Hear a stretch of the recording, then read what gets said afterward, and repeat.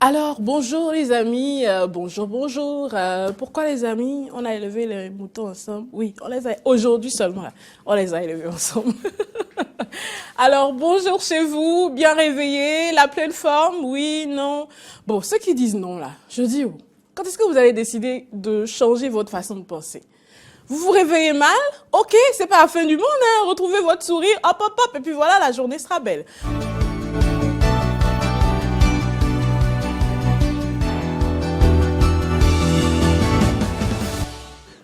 Mesdames, Messieurs, merci d'avoir pris ce rendez-vous du bulletin d'information lancé depuis le 4 novembre 2019. L'inscription des apprenants se poursuit au campus d'Abomey-Calavi. Anciens comme nouveaux étudiants s'attellent bien sûr à remplir cette formalité administrative qui consacre leur statut, ceci malgré les ronces. Laurent Roland Tonneikes et Denis Maroya sont allés faire le constat au campus d'Abomey-Calavi. Suivez le reportage. Les opérations d'inscription lancées le 4 novembre dernier dans les universités publiques du Bénin se déroulent bien. C'est le constat fait ici à l'université d'Abomey-Calavi en dépit de quelques soucis techniques. Au bâtiment Elassi, qui reçoit le plus grand flux d'étudiants pour ces inscriptions, ils sont nombreux à se mettre dans les rangs, assis ou couchés à même le sol, attendant leur tour. Pour le processus d'inscription, j'étais là depuis 4 heures pour me faire inscrire, mais avec les protocoles qu'il y a sur le terrain. Et dès que vous voyez maintenant, je vois que je ne peux plus faire ça aussi. Parce qu'ils ont dit qu'il n'y a pas de connexion. Or, c'est grâce à la connexion qu'on peut faire. Et encore, nous sommes tellement nombreux. Ceux qui doivent s'inscrire, nous sommes nombreux. Et les étudiants ne sont pas dans les bonnes conditions. Ils souhaitent par ailleurs que d'autres agents chargés des inscriptions soient recrutés pour accélérer le processus pour certains de ces étudiants qui ont démarré les cours. Un peu plus loin, à l'École nationale d'administration et de magistrature ENAM, pas d'affluence et aucun problème pour la bonne marche du processus, nous confient étudiants et agents. Non, ça a été facile ici en fait. Je n'ai pas fait trop de queue. Je sais pas. C'était trop facile ici. En fait, j'ai fait la préinscription, mais je n'ai pas encore payé à la banque en fait. Je pense que, comme d'habitude, c'est une école. Les enfants, quand ils finissent les cours, ils passent automatiquement pour faire l'inscription. D'abord, la fiche d'inscription se tire déjà. On fait la photo et ces derniers vont directement à la banque payer s'ils ont des frais à payer. Après ça, ils reviennent, on valide l'inscription et ils prennent le CATS. Tout ça peut se faire en 24 heures, en une seule journée. Ces inscriptions lancées à l'université d'Abomey-Calavi et dans tous les centres universitaires prendront fin en 2020. Nous en avons parlé hier, retour sur cette difficulté pour les populations, les habitants de Togba de relier l'arrondissement en quittant Calavi, de rallier plutôt l'arrondissement en quittant Calavi, Bota.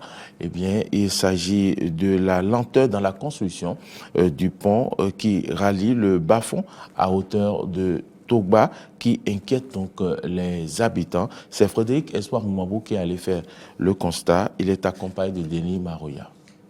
Voici la voie qui relie l'arrondissement de Calavi-Centre à celui de Togba. Aujourd'hui, c'est un bon jour pour ces usagers car, pour le moment, Dame Nature fait une pause, laissant apparaître les rayons de soleil. Mais en temps de pluie, il est presque impossible de traverser ce bas-fond. Certains parmi les usagers ayant vécu le calvaire il y a quelques jours racontent. Ce chantier, ça a commencé, ça fait au moins déjà 2 ans et demi.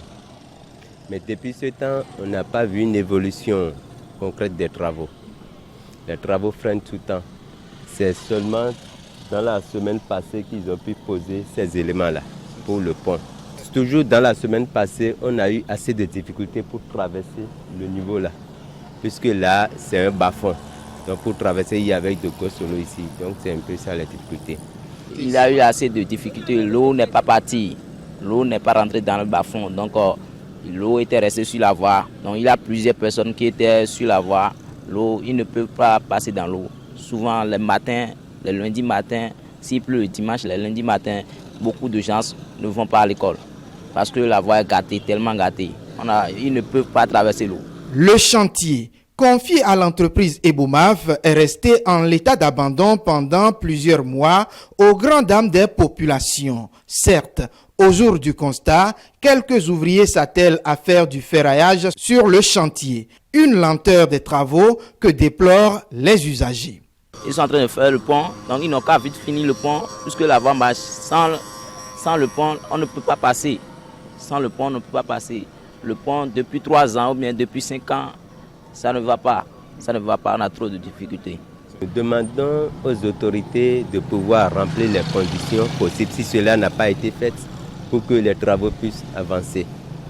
Nous voulons demander aussi à l'entreprise de réorganiser ses travaux, surtout ses conducteurs, puisqu'il y a trop d'accidents sur la voie aussi. A rappeler que pour l'heure, toute tentative pour avoir la version des responsables de l'entreprise sont restées vaines. Mesdames, Messieurs, c'est déjà fini pour ce bulletin d'information. Merci de nous avoir suivis. Merci à vous, Maury Agua. Chers amis, souvenez-vous que quelles que soient les situations que vous traversez en ce moment, il est important de s'en remettre à Dieu et de se dire qu'il est véritablement le seul maître de toutes choses et vous verrez, vous trouverez forcément la solution. À présent, nous allons observer une légère pause publicitaire et vous revenir pour la revue des titres. Notre santé dépend en majeure partie de la qualité de notre environnement. L'air que nous respirons, l'eau que nous buvons, les aliments que nous consommons. Nous avons donc l'obligation de maintenir nos cadres de vie propres et sains. C'est notre affaire à tous. Impliquons-nous à divers niveaux.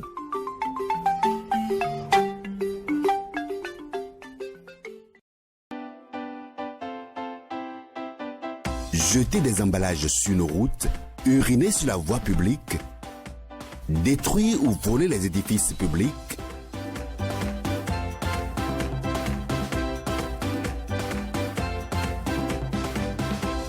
sont des gestes qui dégradent notre cadre de vie. Arrêtons ça. Faisons le bon geste. L'entretien de l'environnement est l'affaire de tous.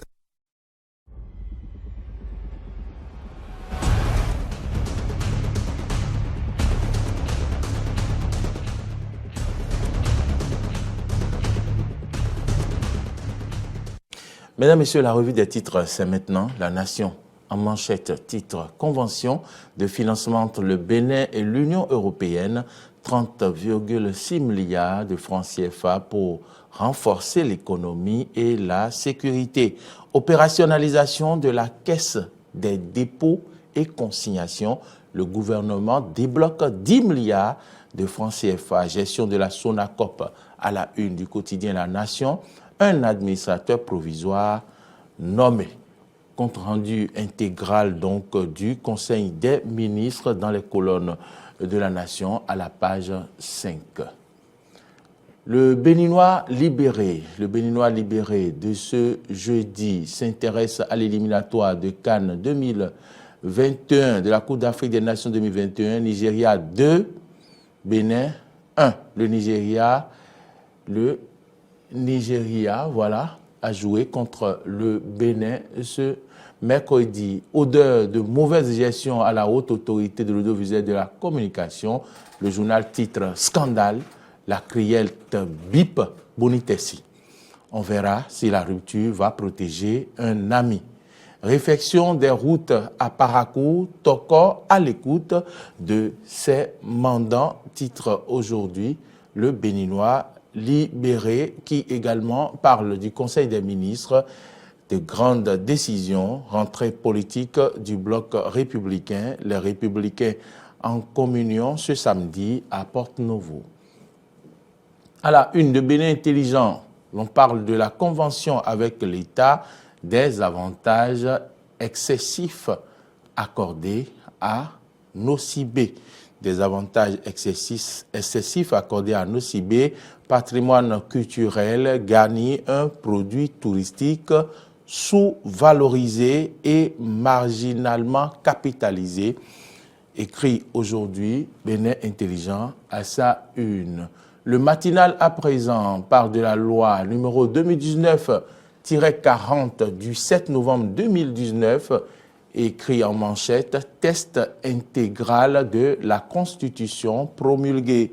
Les mérites de l'article 42 du Code électoral exploré sur E-Télé. Avenant numéro 4 à la Convention minière au profit de Nocibé, les finances publiques sauvées, titre le matinal de ce jour. Émergence, le pays émergent à présent parle de la première journée des éliminatoires de la CAN 2021. Ça démarre mal pour Michel Dussuyer, écrit le journal qui écrit également « Revoir vite la copie et se racheter devant la Sierra Leone dimanche prochain ». Et le challenge à présent s'intéresse également à la première journée éliminatoire de la Coupe d'Afrique des Nations 2021. Le Nigeria domine le Bénin 2-1 dans la douleur, titre le challenge. Après la promulgation de la loi portant révision de la Constitution, les Béninois du nord au sud approuvent la métamorphose. Le Bénin rentre dans la modernité. Processus de restructuration de la SONACOP, Alain Honou, nommé administrateur provisoire, vers une compétitivité effective de la société. La dépêche maintenant, du rififi dans l'ère présidentielle. Benoît veut tout balancer. Benoît veut tout balancer, titre aujourd'hui La dépêche. Un vice-président pour le Bénin. Les travers d'une réforme qui pêche. Insécurité à Parakou, 31 présumés braqueurs interpellés et 8 motocyclettes saisies. C'est donc ce qu'il faut retenir de la dépêche de ce jour, alors que le révélateur en manchette écrit « Fermeture des frontières nigériennes, talon attendu à Abuja ce jour ». Dans le but de trouver une solution à la fermeture des frontières entre le Nigeria, le Niger, le Bénin, évoqué lors du sommet extraordinaire de Niamey le 8 novembre dernier, une rencontre tripartite est prévue ce jour. 14 novembre 2019, elle connaîtra la participation des ministres des Finances, des Affaires étrangères et des directeurs. Suite donc à la page 3, exploitation minière, le contrat de la Nocibé revu. Frais d'actes fonciers, loi des finances 2020, la NCB désapprouve la mesure du gouvernement. À la une du journal Développement du transport en commun, la Suède apporte son appui au gouvernement. Le révélateur du jour en parle. Matin libre à présent, promulgation de la fermeture des frontières nigérianes, prolongement de la fermeture des frontières nigérianes, responsabilité du Bénin. Obasanjo tacle Talon. Talon, 10 ans. Dans le viseur, Ayadji cherche à plaire. Talon 10 ans dans le viseur, Ayadji cherche à plaire. Forum régional sur la santé communautaire, une session ministérielle pour des échanges engagés. Titre aujourd'hui Matin libre. L'événement du jour parle du contrat entre le gouvernement Yahi et Nocibé. Le président Talon met fin à un scandale gigantesque. Démarrage des activités de la CDCB, les décrets y afférents adoptés, réouverture des frontières terrestres nigérianes, les présidents Talon et Issoufou discutent avec Boari ce jour, écrit l'événement du jour. Info Zénith, Bénin, culture, chefferie traditionnelle, les gardiens de la tradition, reconnus par la République au bout d'une phrase dans la Constitution. Da Gbemangblekpo Akpaniakou Glele, aux dignitaires à la Cour royale d'Abomey, se réjouit d'une telle avancée, mais en appelle à une vigilance. foot éliminatoire CAN 2021, le Bénin perd son premier match face au Nigeria. Info Zénith en parle. Maintenant, le champion de ce jeudi football Coupe CAF, Esaü tombe sur de gros morceaux, écrit le champion de ce jeudi. Et puis football éliminatoire CAN 2021, Nigeria 2, Bénin 1, les écureuils défaits in extremis. Voilà, les écureuils défaits in extremis. Voilà ce qu'on retient aujourd'hui de la une du quotidien de Champignons. Nous allons terminer par le déchaîné du jeudi. Le déchaîné du jeudi, le journal, l'hebdomadaire satirique et humoristique paraissant à Cotonou. En manchette, on voit bien, écrit « Les jardins de Mathieu ». Et on voit perché sur un arbre un homme qui dit « La branche ne se cassera pas dans les bras du caméléon ». Et le monsieur, en bas de l'arbre, avec sa tronçonneuse, dit « Même avec une tronçonneuse, on verra bien ». Et donc, il démarre sa tronçonneuse. Et c'est écrit à côté « Travaux des jardins de Mathieu ». Voilà, mesdames et messieurs, ce qu'on peut retenir de la revue des titres de ce jeudi. Nous sommes 14 novembre. Merci de nous avoir suivis.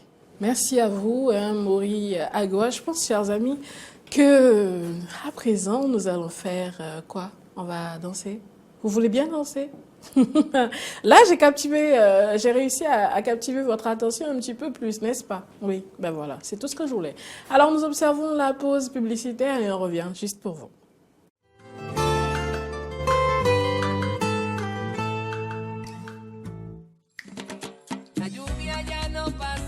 L'histoire d'un amour puissant, inévitable.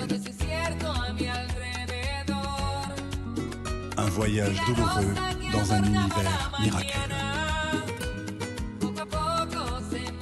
Eva Luna. Parfois, le destin joue des tours inattendues, mais tout est dans les cartes si vous n'osez pas regarder. Un événement tragique qui conduit à une expérience qui change la vie.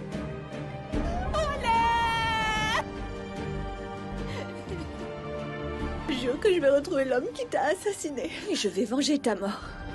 Quand Eva rencontre l'homme de ses rêves, son pire cauchemar commence alors. Elle devient la cible la plus convoitée. On tente de la détruire et de la chasser des pensées de l'homme qu'elle aime. Parce que je ne supporte pas qu'une autre femme puisse s'approcher de lui. Tu te comportes parfois de façon obsessionnelle. Je suis une obsessionnelle. Mais rien ne pourra briser sa volonté. Et avec l'aide d'un allié secret... Mais moi, oui, je commence à te faire confiance. C'est vrai? Eva. Retrouvez chaque jour à 20h30 2 épisodes d'Eva Luna, votre nouveau feuilleton. Eva Luna, de l'amour, des intrigues, du suspense et de la haine.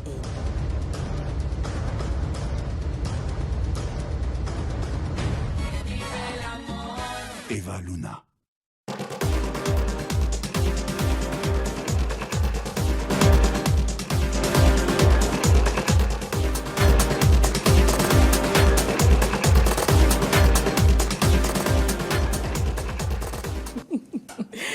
Eh bien, chers amis, une fois de plus, bienvenue sur Matin d'Éden. Vous êtes les bienvenus. Eh bien, comment ça se passe en général? On prend le contrôle de tout. En tout cas, on s'occupe de presque tout, le temps que vous entriez de plein pied dans votre journée. C'est pour ça que nous sommes là. Et justement, à présent, on est là juste pour vous, ou du moins, elle est là juste pour vous et pour nous.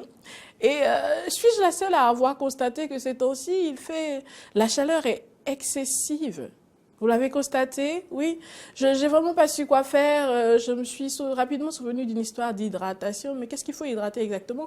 Est-ce qu'il faut boire de l'eau? Est-ce que c'est la peau? Vous savez, les pommades? Bon, j'en sais rien. Mais Dieu merci, elle est là, elle nous dira tout. Alors, bonjour Tessane. Bonjour Natacha. Vous faites une belle introduction de ce dont nous allons parler aujourd'hui.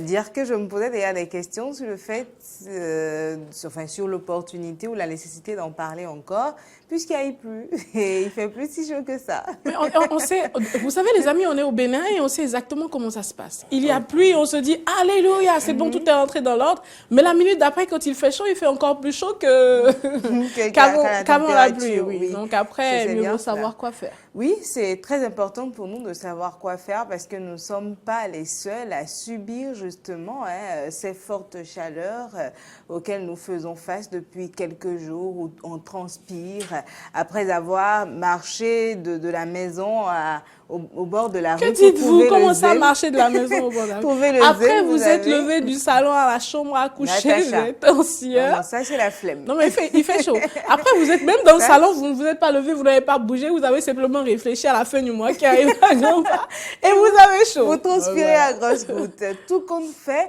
la chaleur est un passage très difficile pour notre santé, notre corps et même psychologiquement, la chaleur traumatise certaines personnes. Je comprends mieux. Qu'est-ce que vous comprenez? La chaleur me traumatise psychologiquement depuis un moment, moi. Oh non, je te chat. Et les scientifiques définissent même les fortes chaleurs comme une agression pour le corps humain. Nous avons de fortes températures, comme on l'a à l'écran, là, les températures montent.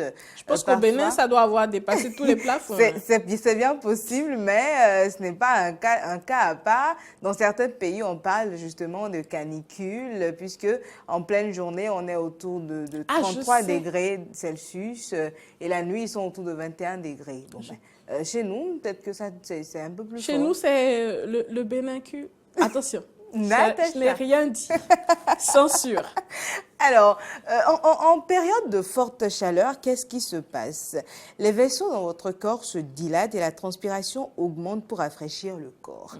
Mais ce n'est pas ce qu'il nous faut parce que au-delà, la transpiration ou la sueur peut être véritablement gênant. Surtout quand vous avez une activité, le matin vous vous levez, vous vous lavez une fois, vous êtes au boulot toute la journée, ce n'est pas ce qu'il vous faut. Alors il vous faut tenir certains comportements au quotidien pour garder votre corps hydraté. Vous avez sorti le mot tout à l'heure.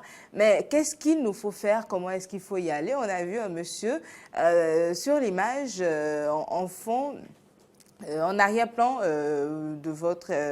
Je pense que tout le monde, à un moment donné, l'a fait. Oui, surtout qui se verse une bouteille d'eau sur la tête. Mais est-ce que vous pouvez le faire alors que vous êtes au service ou en journée, vous avez un rendez-vous important? C'est une question que vous me posez? Non, d'accord. Je la pose plutôt à Maury. Est-ce que Maury, vous seriez prêt à garder votre belle chemise rose et tout, et à cause de la chaleur, vous versez une bouteille d'eau sur la tête comme ça? Oui, pourquoi pas.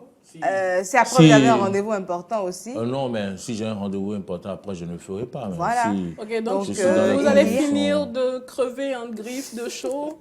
Et finalement, plutôt que d'aller au rendez-vous, vous vous retrouvez à l'hôpital. Je dis ça, je dis rien. Je dis ça, je dis rien. Et vous savez, la chaleur peut être un moment beaucoup plus éprouvant pour d'autres personnes encore, pour qui ça peut être à la base d'allergies, ça peut être à la base de fortes migraines et ainsi de suite. Ça dépend véritablement de comment chacun le vit. Vous voyez cette jeune dame, dans son boulot, elle est obligée de se prendre un petit brasseur qui se met à côté parce que oui, c'est pas fameux. Il faut quand même gérer le chaud, gérer les fortes températures. Alors, tout simplement... Ça déprime, hein, oui, parce que vous avez du mal à réfléchir, vous êtes un peu bloqué dans la tête. Je ne sais pas si tout le monde le vit comme moi, mais dès que moi j'ai chaud, je n'arrive plus à vraiment penser.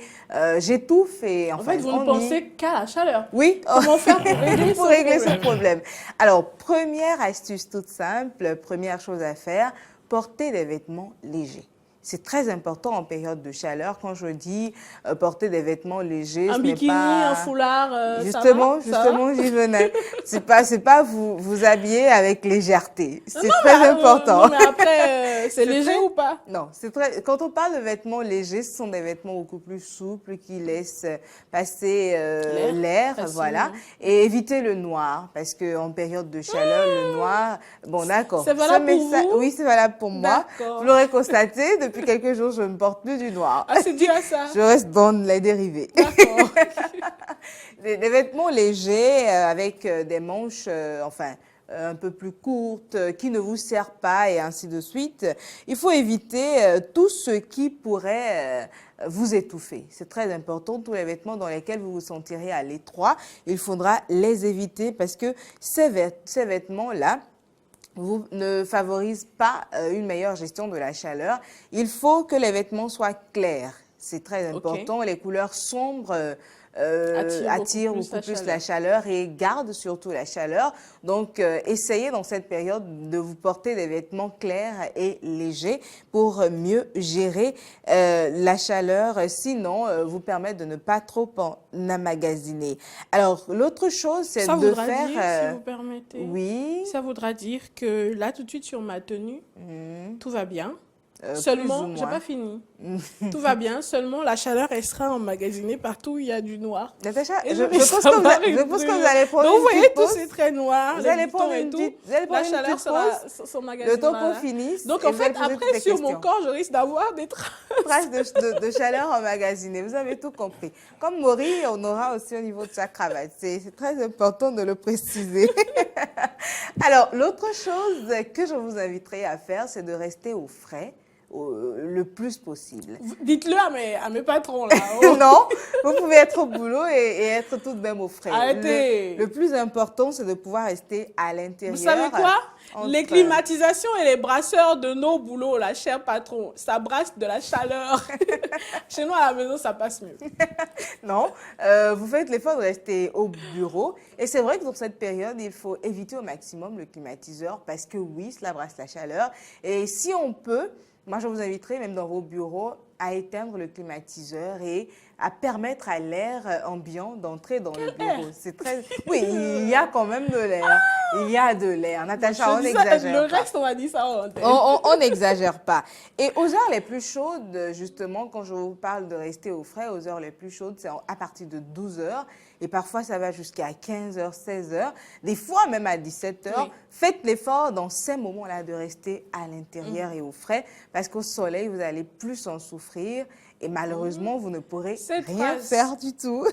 Alors, ce n'est pas d'aller vous reposer, d'aller dormir, mais si vous êtes au boulot, c'est à cette heure-là qu'il y a la petite pause. Donc, prenez le temps de vous poser et de vous rafraîchir un tout petit peu. Et ensuite, vous pouvez reprendre votre activité normale. Et si vous êtes à la maison, ce qu'il est important de faire, c'est d'aérer votre chambre, d'ouvrir les fenêtres, que l'air ambiant puisse entrer véritablement, c'est très important. Ne pas confiner l'air puisque les murs emmagasinent la chaleur et le soir, quand vous vous couchez, vous avez l'impression que... enfin, ça vient de partout et que c'est le soleil qui se lève dans votre chambre tard le soir. C'est pas le cas, c'est vous qui vous y êtes mal pris. Et la chose la plus importante, c'est de s'hydrater, sinon en français facile, boire beaucoup d'eau. Dans cette période de chaleur, vous en avez besoin. Boire de l'eau, on vous parlera d'1,5 litre d'eau par jour, mais ça ne suffira pas. Moi, je vous dirais d'aller jusqu'à 2 ou 2,5 litres par jour. Vous me direz comment est-ce que vous vérifiez tout ça. Astuce toute simple, sortez de chez vous avec une gourde d'eau. Pas les plastiques, hein, parce qu'au maximum, on est en train d'éviter les plastiques aujourd'hui. Donc, achetez-vous une petite gourde, sinon on en a toujours quelque part, qu'on a acheté ou qu'on nous a donné à une époque ou à une autre et qu'on a oublié d'utiliser. Sinon, allez en acheter. Oui, sinon, allez en acheter. On les sort et on les nettoie. On y met de l'eau, de grandes bouteilles dans notre sac à main, le sac d'eau pour les enfants et tout, qu'ils aient de l'eau tout de même à boire en tout temps. Et j'ai choisi cette image pour vous rappeler combien il est important de ne pas abuser de l'eau fraîche dans cette période. Parce que cette différence de température n'est pas bonne pour vous. Voilà. Votre organisme est en train de brasser de la chaleur et vous ramenez de l'eau glacée ou de l'eau fraîche. Ce n'est pas du tout bon. Ce changement brusque de température, on nous le dit souvent, sortez du climatiseur pour aller dans le chaud ou du chaud pour le climatiseur, c'est pas bon. C'est pareil pour la température interne de notre corps. Quand il fait chaud, on n'arrive plus à respirer, on sue énormément. Donc, évitez de l'eau glacée dans cette période. Il faut préférer de l'eau à la température ambiante, puisque l'eau glacée peut provoquer de nombreux désagréments en raison de l'écart de température. Et pour ceux qui travaillent à l'extérieur, vous êtes dans les métiers de chantier et tout ce qui va avec, vous devez penser à vous hydrater beaucoup plus régulièrement que nous autres qui sommes un peu dans les bureaux ou les studios, je vais dire. Alors, vous devez également prévenir la déshydratation, j'y arrive, notamment pour les personnes les plus à risque dans cette période. Les personnes les plus à risque sont les nourrissons, les jeunes enfants, les personnes âgées, les personnes vivant avec un handicap.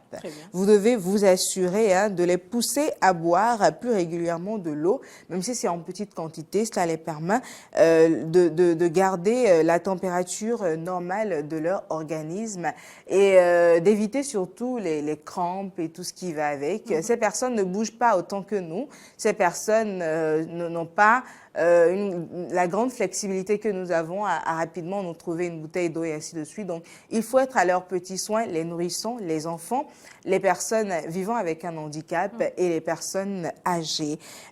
Pour reconnaître les signes de la déshydratation, c'est très important aussi. Vous avez une sécheresse de la bouche et du nez. Moi, c'est en train de m'arriver là tout de suite parce que j'ai pas encore eu le temps de boire assez d'eau ce matin. Je sens déjà la chaleur, donc ma bouche, ça sèche du fait que je sois en train de parler depuis. Vous êtes étourdi, donc même si sur vous-même vous sentez ces signes-là, vous devez... Moi, là, non, Natacha, vous faites pas ça parce que vous devez tenir jusqu'à 9 heures. C'est très important. Vous n'urinez pas assez. Ça, oui. Par contre... vous avez une soif très importante. Vous avez les yeux qui sont un peu plus ternes. Vous sentez tout de même vous-même que là, ça ne va plus. Votre organisme a puisé dans toutes les ressources qui lui restaient et ça ne va tout simplement plus.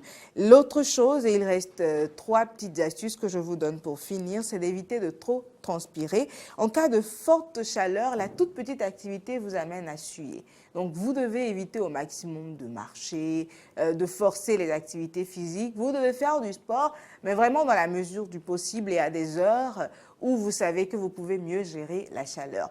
Mais ne marchez pas en plein soleil, par exemple. Vous allez vous rendre malade inutilement, il ne faut pas le faire. Et le plus difficile pour vous, ce sera de devoir, quand vous êtes par exemple au boulot, de marcher, d'aller chercher à manger, ainsi de suite, de revenir. Et votre habit est totalement trempé là, vous n'y arrivez plus. Et l'autre chose, on sent mauvais après, donc évitez de transpirer. On ne peut pas l'éviter, mais au maximum. Je vous inviterai également à adapter votre alimentation. Adaptez votre alimentation en mangeant beaucoup de fruits et de légumes, en mangeant surtout léger, parce que quand on mange lourd, le travail digestif est un autre que notre organisme commence. Alors, je vous invite à manger léger et à mettre beaucoup de fruits et de légumes riches en eau. Et parlant de fruits et légumes riches en eau, je vous en ai choisi exactement 3. Merci. De l'orange, on a vu tout à l'heure, la pastèque. La pastèque est riche en fibres et en eau, c'est très important. On l'appelle même le melon d'eau ailleurs.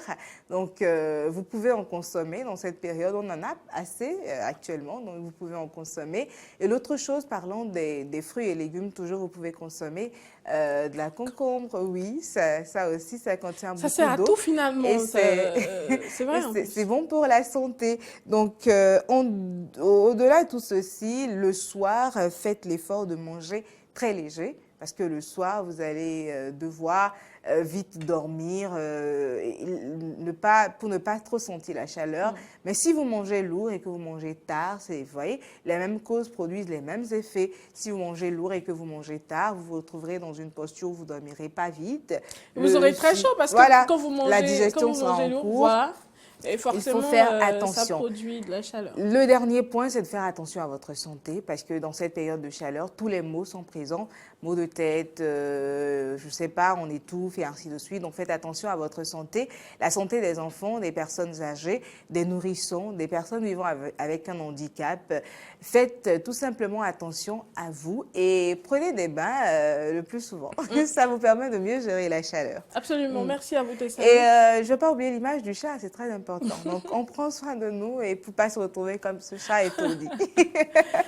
C'est très important. Merci à vous Tessani. Merci d'être véritablement. Ce chat aura réussi à lui arracher un sourire. À le réveiller surtout. Alors merci, je pense que vous auriez ainsi aidé pas mal de gens qui nous écoutent ou qui nous regardent en ce moment. C'est dire que véritablement, chers amis, il fait excessivement chaud, sinon de plus en plus chaud. Et il y en a parmi vous probablement qui se retrouvent avec des boutons qui ne s'expliquent pas un petit peu partout ou des irritations de la peau. Vous avez une partie de votre peau un petit peu plus rouge que d'habitude et ça vous démange parfois. Tout ça, c'est dû à l'excès de chaleur que nous avons depuis peu et véritablement, il faut vous hydrater, il faut suivre toutes les tous les conseils et pratiquer, mettre en pratique toutes les astuces de Tessani Koundéon. Merci vraiment à vous, ça nous aide énormément. C'est vrai qu'il y a eu plus aujourd'hui, mais on sait que la chaleur... Le chat n'a aucun souci. Depuis, vous ne parliez pas, alors parlez pas de chat, laissez le chat tranquille. Parler du chat. Le chat est étourdi par la chaleur. Puisque je dois laisser la chroniqueuse finir sa chronique avant de parler. Ce que nous allons faire à présent, chers amis, c'est simplement de retrouver notre bonne humeur. Vous savez avec quoi? Eh bien, avec les infos du web. Je pense qu'elle a pas mal de quoi-quoi-toyage pour nous. Je suis pour rien. Je rapporte juste ce qui se passe. C'est ça, oui. Et on y prend plaisir. On y prend plaisir. Oh, que si on buzz. Et puis, il aime tellement faire ça que je le positionne bien. Non, je ne vais pas. Sûr. Non. Il est fâché à cause du chat. Non, attendez, je vous prends à témoin. Je n'ai pas dit de ne pas positionner à côté de moi. J'ai dit pousser ça vers vous. Non, vous avez dit que vous ne voulez pas. Je vous prends à témoin. Si jamais sa main se balade ici, vous avez l'occasion de changer. On va faire usage du stylo. Vous savez comment ça se passe à l'école, non? D'accord. Allez, à présent, on plante le décor. Je le connais, le mec. Alors, à présent, on plante le décor et on vous revient.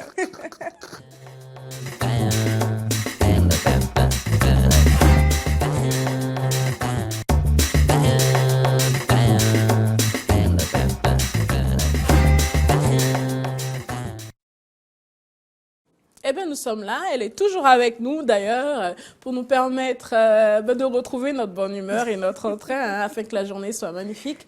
Alors, info du web, c'est tout de suite et maintenant. Qu'est-ce que vous avez cette fois-ci ramassé pour nous sur le net? Qu'est-ce qui se passe sur le net? C'est la bonne question. Non. Qu'est-ce que vous avez ramassé? Parce que vous savez, les amis, sur Internet, finalement, il y a vraiment tout. Quoi. C'est pas il y a tout sur le net. C'est comme Sachet Reloué qui ramasse les sachets.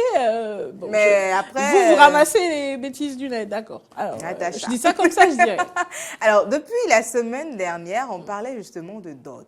Et vous savez que la dot, on en parle également sur les réseaux sociaux. Et j'ai surpris sur Twitter ces conversations-là. On dit une go a donné 5 millions à son gars pour qu'il la dote avec. Le gars fuit avec l'argent. Et quelqu'un dit, le gars a raison, il faut que l'argent ruisselle. D'autres commentaires qui viennent à la suite... Men are cash. Donc, les hommes sont l'argent. Très drôle. Maintenant, une autre se pose vraiment la question. Quelle idée de payer d'abord pour sa propre dot? Some women are deeply foolish. Natacha, c'est vous qui êtes l'anglophone. Exactement. Alors, some women are deeply foolish, c'est simplement pour dire que certaines femmes sont profondément malades. Quoi. Elles sont folles. En fait, c'est le deeply là qui me tue parce que, enfin, tu es déjà malade, mais pourquoi préciser que... C'est profond. Le mal est... C'est terrible. Le mal est profond. Il est intrinsèque. Incurable. C'est naissance ou bien. Et l'autre truc qui vient, qui dit, elle a cru c'était une sirène ou quoi, 5 millions Zama, c'est un transfert de joueurs du FC DA au FC Farah.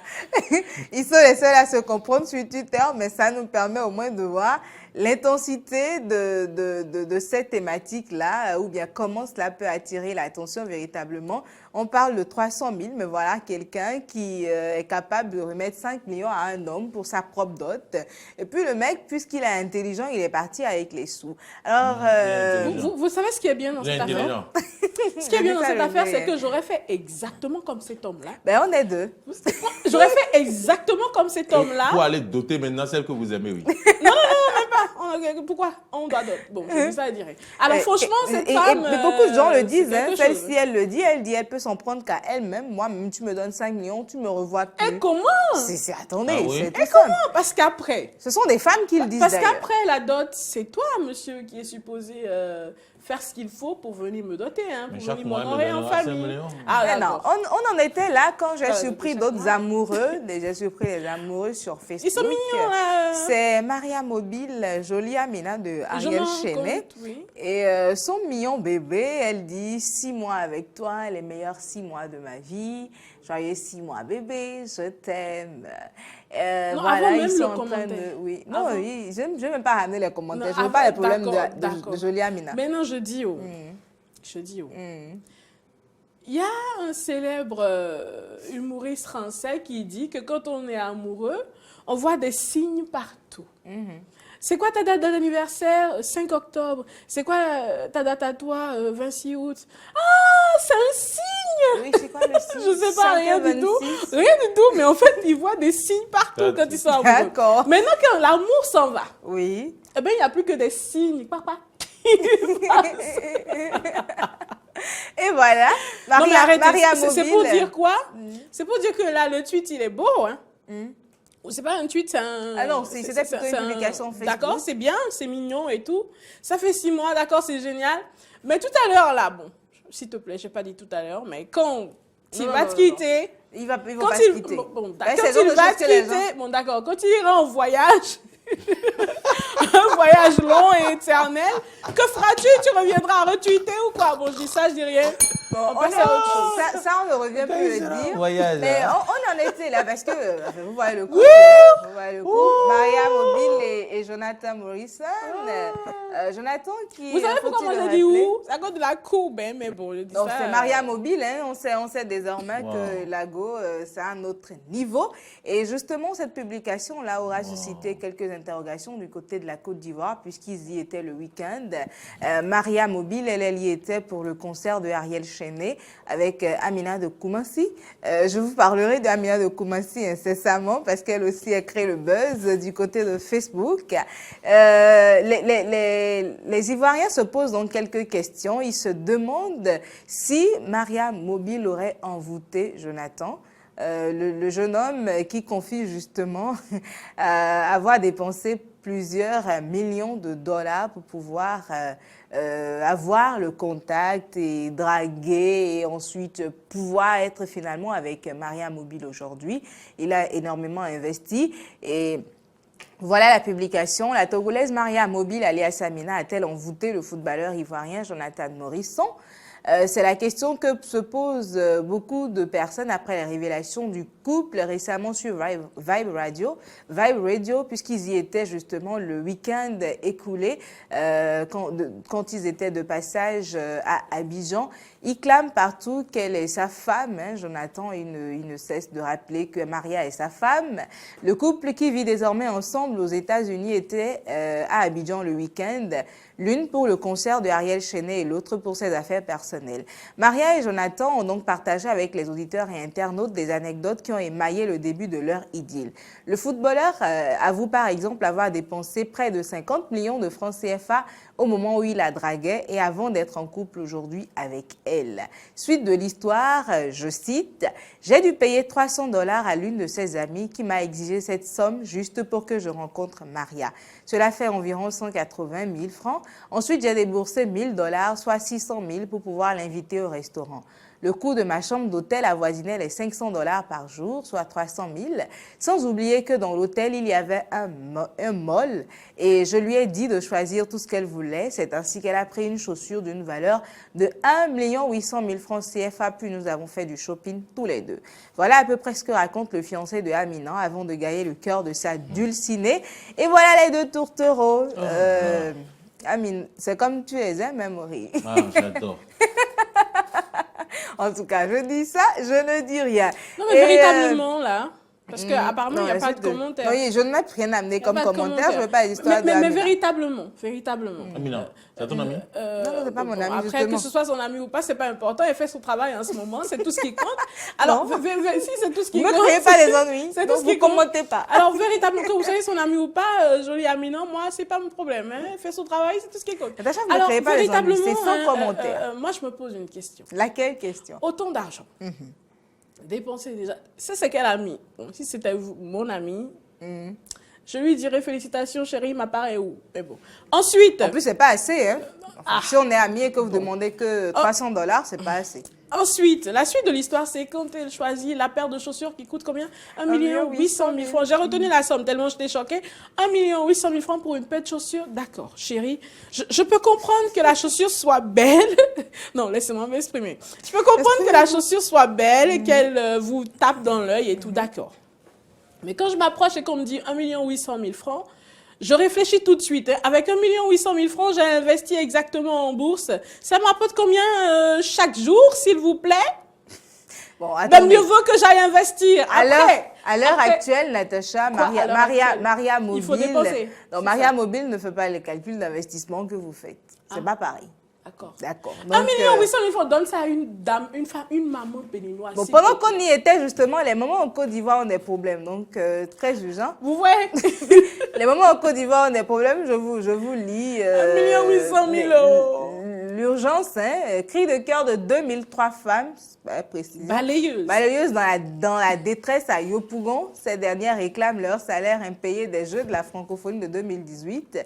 Et pendant la crise post-électorale de 2011-2012, ces braves mamans qui rendent nos rues propres jour et nuit sous le soleil et même sous la pluie pour nourrir et scolariser leurs enfants sont rongées par la misère. Certaines parmi elles sont malades ou même décédées dans l'exercice de l'activité de balayage par manque de moyens pour se soigner suite au non-paiement de leur salaire.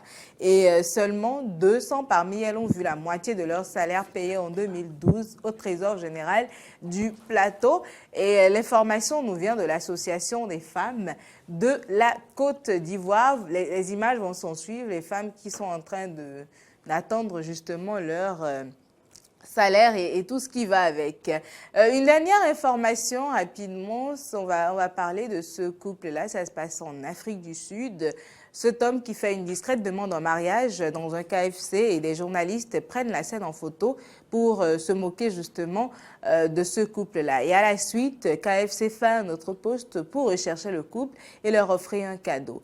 Le tweet devient donc viral et toutes les grandes marques en Afrique du Sud proposent d'organiser gratuitement le mariage, de la tenue des mariés à la prise en charge totale de l'organisation de la cérémonie jusqu'au voyage de noces. Tout leur a été offert. Les stars sud-africaines ont même offert de chanter à leur mariage. Je continue de rechercher les images de ce mariage-là. Je n'ai pas encore trouvé. Et les gars, il faut que vous arrêtez de vous faire anarquer.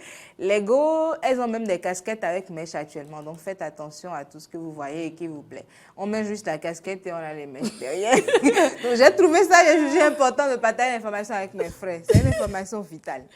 Alors, merci Teslamik pour ces belles informations. Eh bien, moi, je dirais simplement que finalement, ils auraient fait du bien à ce couple-là. Oui, ils auraient fait du bien. Alors, ceux qui aiment vous critiquer, là, laissez-les faire. Laissez-les faire. En fait, ils sont en train de participer à votre bonheur, inconsciemment. Laissez-les faire. Donc, à faire. La preuve, ce couple.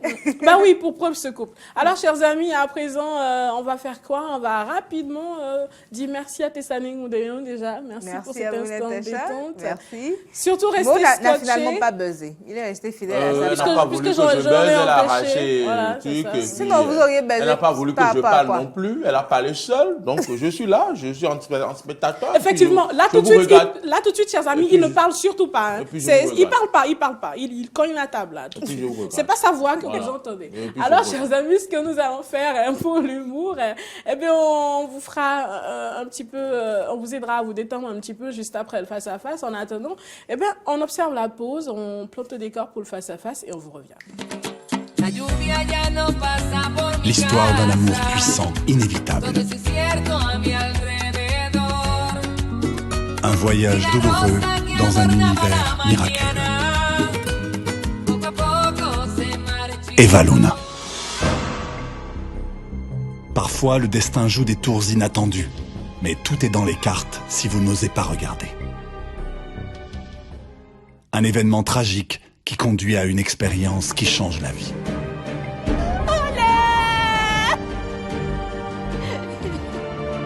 Jure que je vais retrouver l'homme qui t'a assassiné. Et je vais venger ta mort. Quand Eva rencontre l'homme de ses rêves, son pire cauchemar commence alors. Elle devient la cible la plus convoitée. On tente de la détruire et de la chasser des pensées de l'homme qu'elle aime. Parce que je ne supporte pas qu'une autre femme puisse s'approcher de lui. Tu te comportes parfois de façon obsessionnelle. Je suis une obsessionnelle. Mais rien ne pourra briser sa volonté. Et avec l'aide d'un allié secret... Mais moi, oui, je commence à te faire confiance. C'est vrai? Eva. Retrouvez chaque jour à 20h30 2 épisodes d'Eva Luna, votre nouveau feuilleton. Eva Luna, de l'amour, des intrigues, du suspense et de la haine.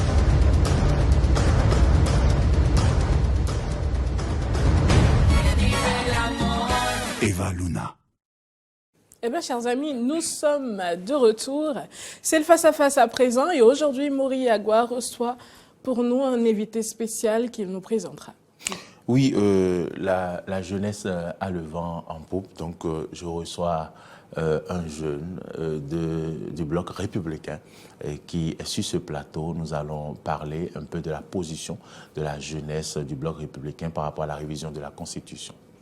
Ah ben, chers amis, il a dit la jeunesse a le vent en poupe et il n'a pas fait mention du fait qu'il soit jeune, il n'a pas dit nous avons le vent en poupe. Donc vous comprenez, hein, ça sous-entend qu'il n'est pas jeune, lui du tout. Allez, je rigole, à présent on plante le décor et on vous revient.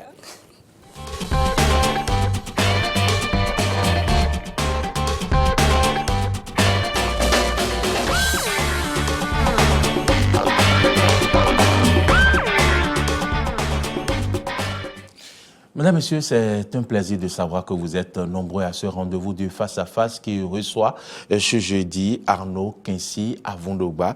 Il est membre fondateur du Bloc républicain. Il est secrétaire administratif de la coordination communale de campagne Bloc républicain Boycon. Il est membre aussi de la commission de l'organe de la jeunesse du Bloc républicain. Arnaud Kinsi Avondogba, bonjour. Bonjour.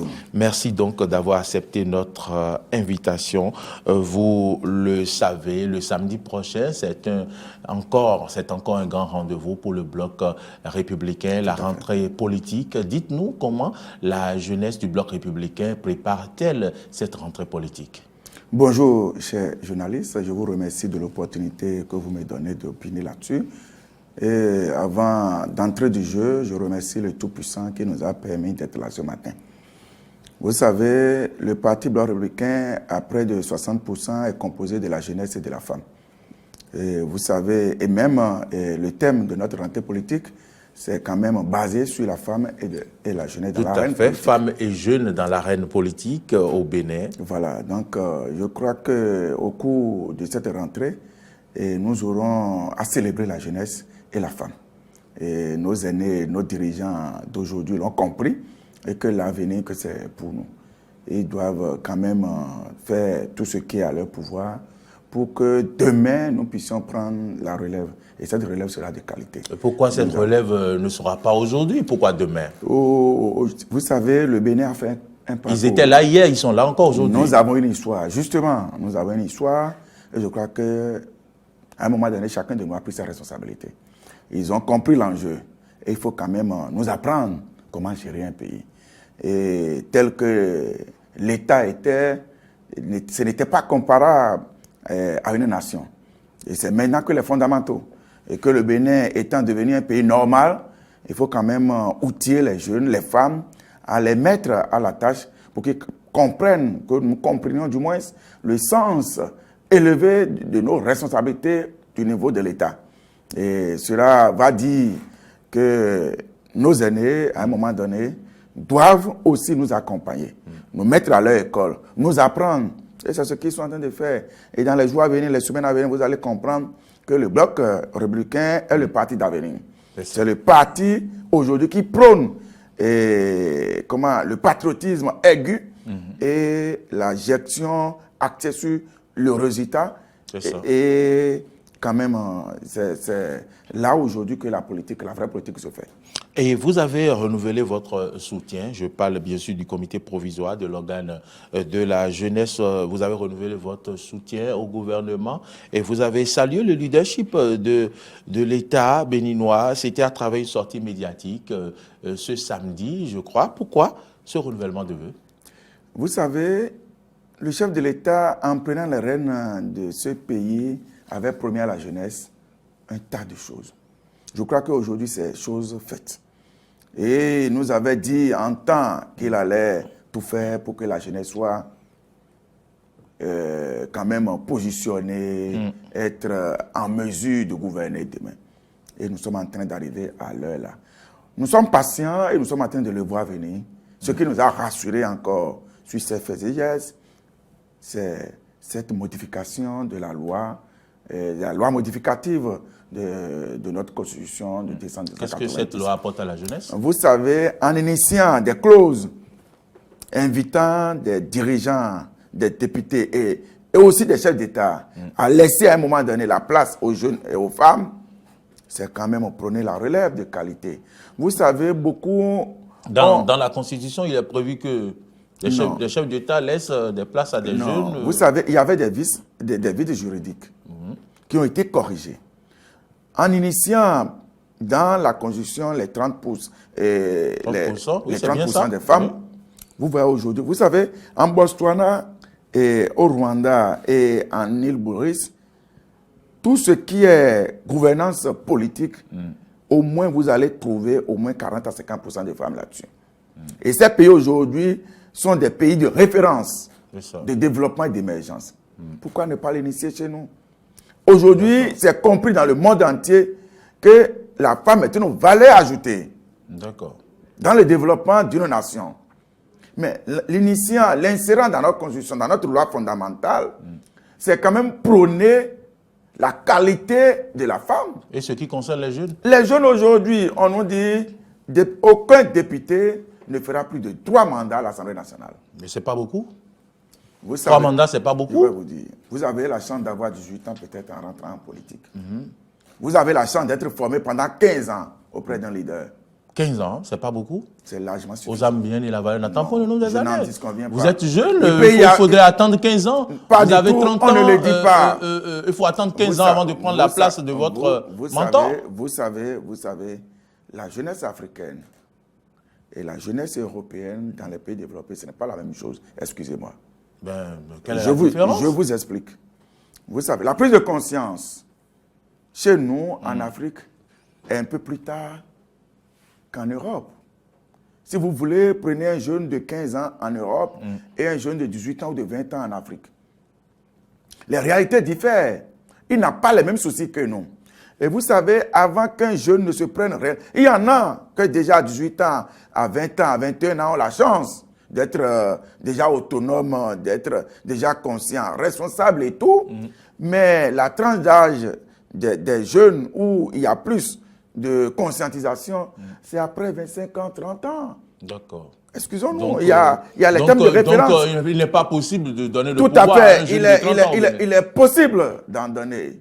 Il y a des cas où nous rencontrons nous-mêmes des jeunes, où nous dépassons même en âge, que nous respectons, que nous voyons capables. D'accord. Vous savez, aujourd'hui, il y a des perspectives. Les gens ont eu à gérer le pays. Quel autre motif de satisfaction avez-vous en dehors de trois mandats que les députés, auxquels les députés auront droit, voilà? Je crois qu'aujourd'hui, notre pays s'est au rang des nations les plus, c'est-à-dire légales. Les nations les plus légales. En quoi? En supprimant la peine de mort. En instaurant aujourd'hui la Cour des comptes, l'État béninois se montre aussi sérieux et aussi engagé dans la lutte contre la corruption. En initiant qu'aujourd'hui, aucun chef d'État à vie, c'est-à-dire de son vivant, ne peut briguer 2 mandats. Vous savez, les perspectives où des anciens chefs d'État pouvaient revenir au pouvoir laissaient nos peuples c'est-à-dire dans des polémiques destructives. Oui, mais le chef de l'État ne peut pas s'éterniser au pouvoir, mais son Pas du clan tout. peut s'éterniser au pouvoir. Non, mais non. Vous savez, ayant en tête de partir de revenir, ça peut nous pousser à des dérives totalitaires. Même si le président même ne s'éternise pas au pouvoir, si son clan s'éternise au pouvoir, Mais aujourd'hui, c'est lui qui est là. C'est plus possible qu'un chef d'État. Mais la modification de la révision actuelle n'est pas quand même opportuniste. Et cela n'arrange pas même le chef de l'État, Patrice Talon. Ce n'est pas pour lui, il l'a fait. C'est pour qui? Mais c'est pour le peuple béninois. Sans cela, vous allez voir bon nombre de nos constitutionnalistes ou de nos hommes politiques ayant du mal à se prononcer sur cette modification de la Constitution. N'avez-vous pas l'impression que la jeunesse est instrumentalisée? Pas du tout, la jeunesse n'est pas instrumentalisée. Vous savez, la formation politique et le militantisme à la base doit être le référentiel dans tous les partis politiques au Bénin, ce qui n'était pas le cas dans le passé.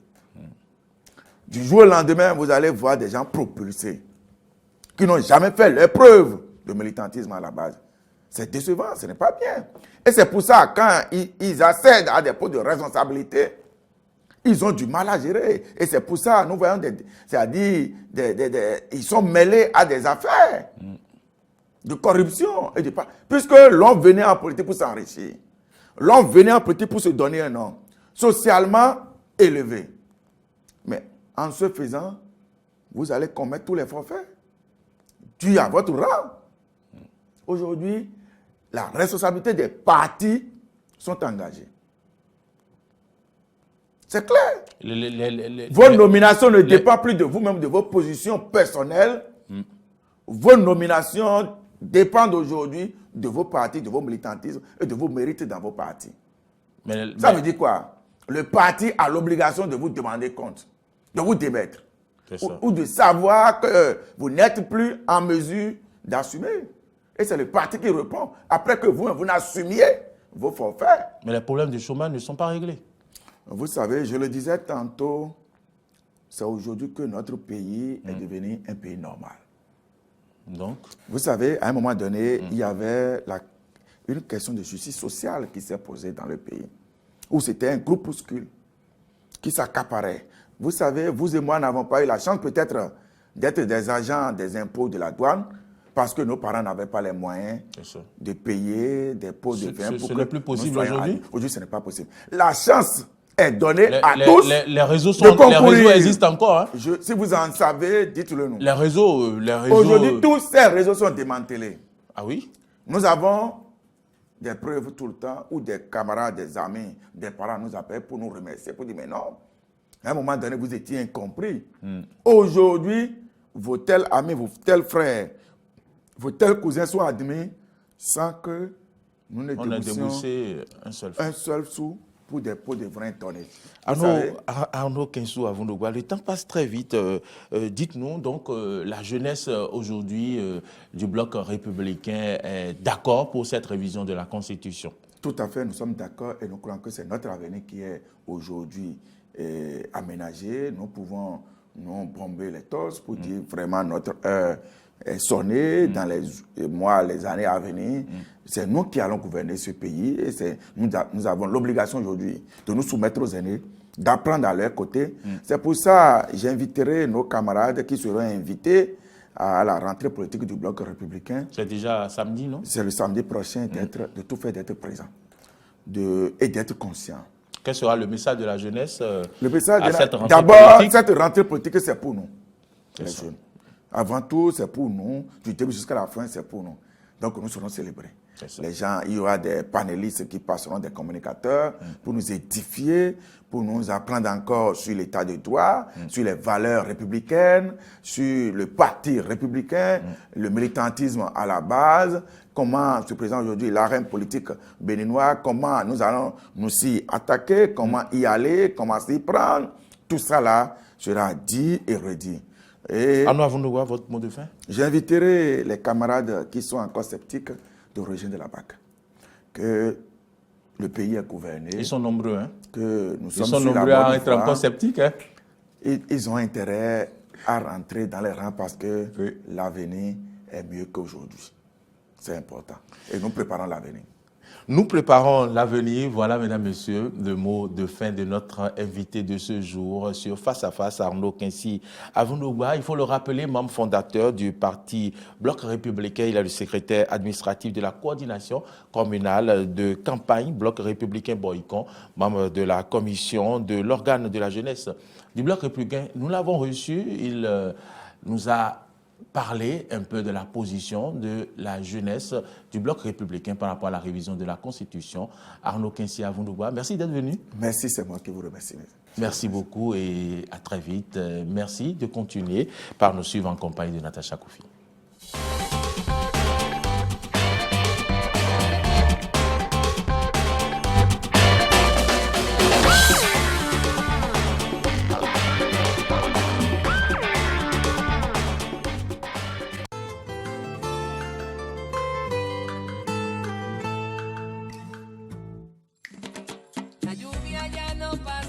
L'histoire d'un amour puissant, inévitable. Un voyage douloureux dans un univers miraculeux. Eva Luna. Parfois, le destin joue des tours inattendus, mais tout est dans les cartes si vous n'osez pas regarder. Un événement tragique qui conduit à une expérience qui change la vie.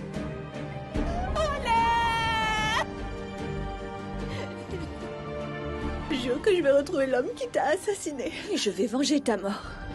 Quand Eva rencontre l'homme de ses rêves, son pire cauchemar commence alors. Elle devient la cible la plus convoitée. On tente de la détruire et de la chasser des pensées de l'homme qu'elle aime. Parce que je ne supporte pas qu'une autre femme puisse s'approcher de lui. Tu te comportes parfois de façon obsessionnelle. Je suis une obsessionnelle.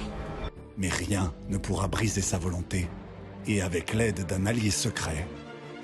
Mais moi, oui, je commence à te faire confiance. C'est vrai? Eva. Retrouvez chaque jour à 20h30 2 épisodes d'Eva Luna, votre nouveau feuilleton. Eva Luna, de l'amour, des intrigues, du suspense et de la haine.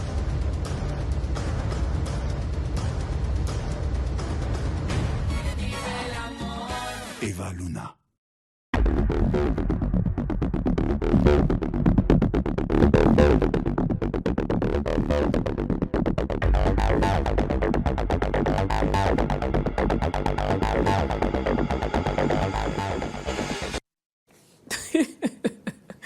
Eh bien, chers amis, quand vous entendez ce jingle, cela signifie simplement que c'est le moment du chiffre du jour.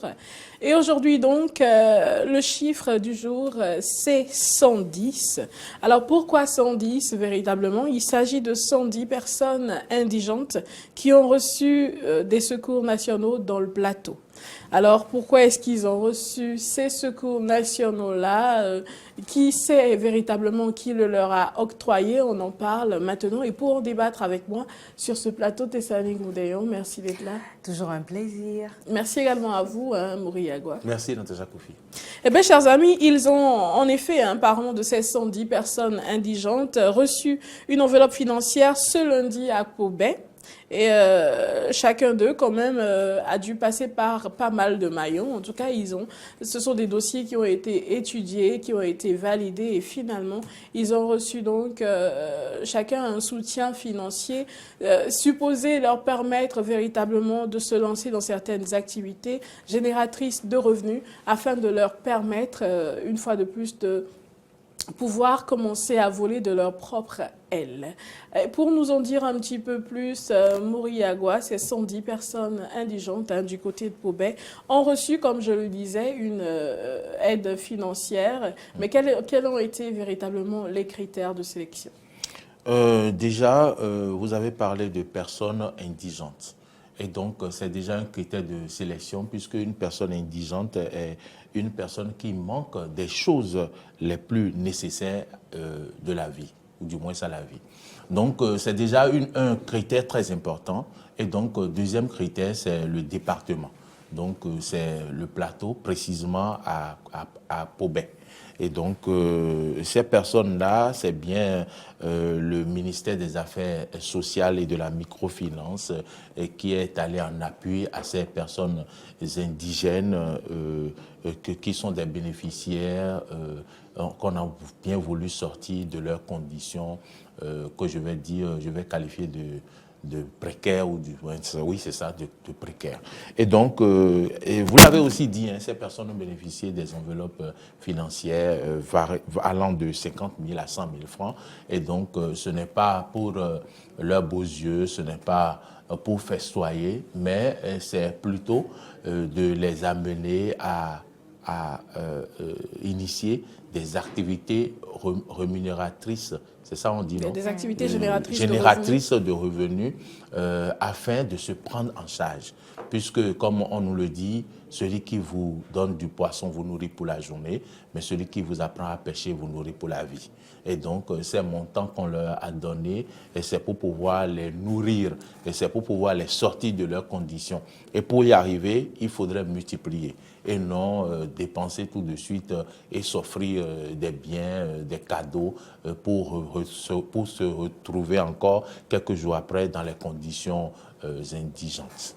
Oui. Donc, c'est ce qu'il faut retenir pour le moment. Absolument, et c'est intéressant en tout cas de le savoir. Testalik Moudéon, 110 personnes indigentes à qui le ministère justement des Affaires sociales et de la microfinance est venu en appui, je vais dire en aide.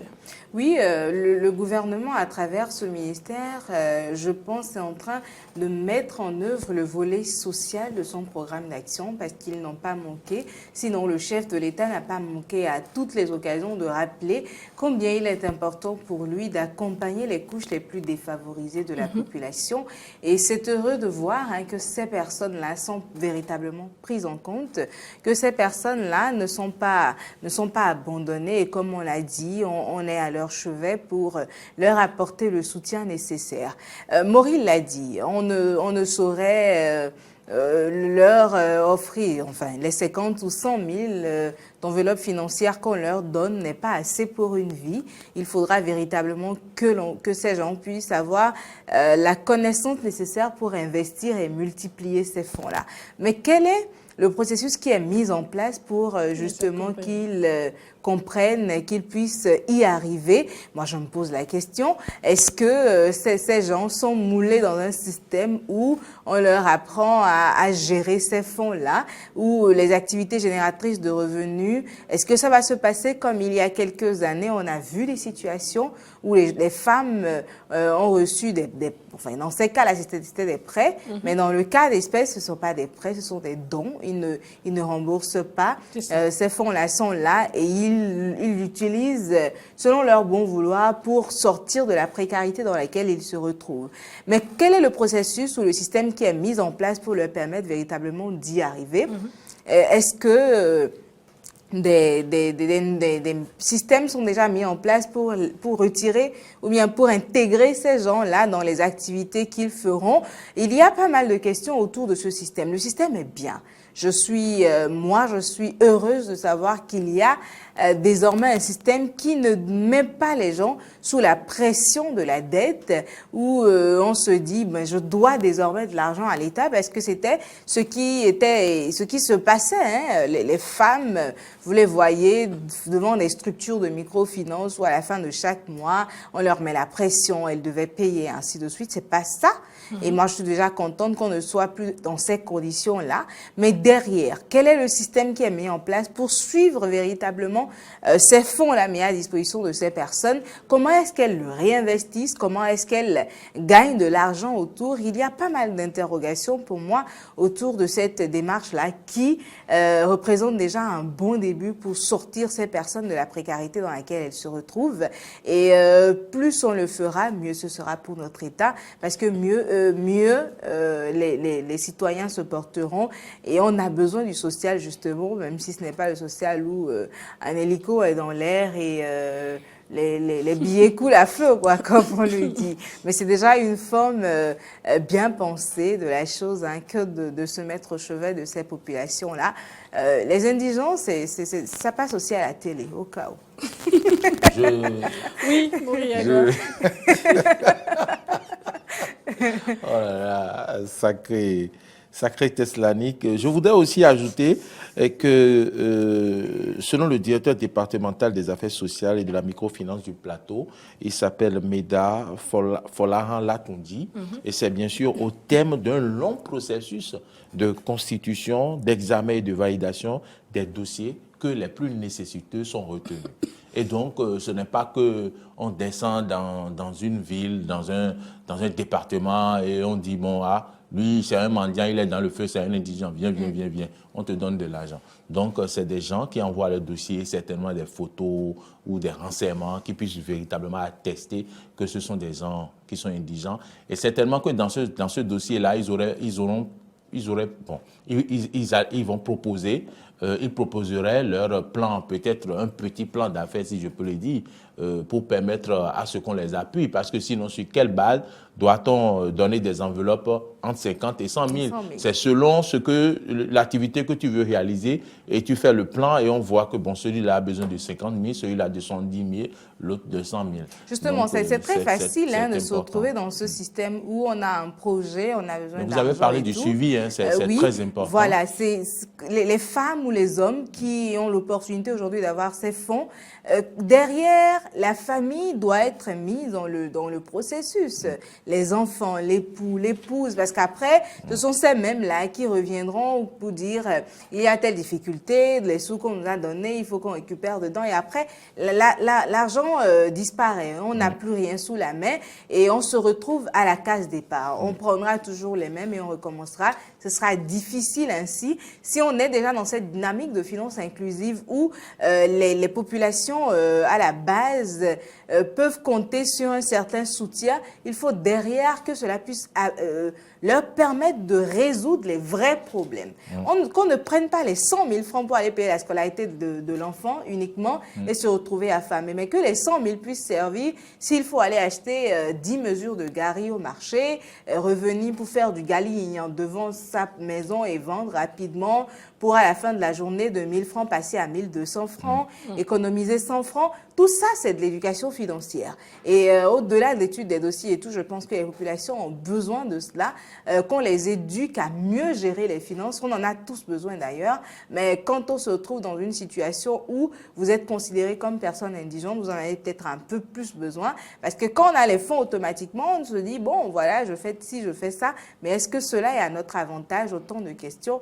Que les fonds ne soient pas juste distribués et qu'après on oublie ces gens-là, mais qu'on fasse le suivi pour les aider à répondre efficacement aux problèmes qu'on souhaiterait résoudre au sein de la population. C'est très bien de le dire, Teslanik Rondeyon. Je pense que jusque-là, les questions, ou en tout cas les différentes choses, différentes situations qui ont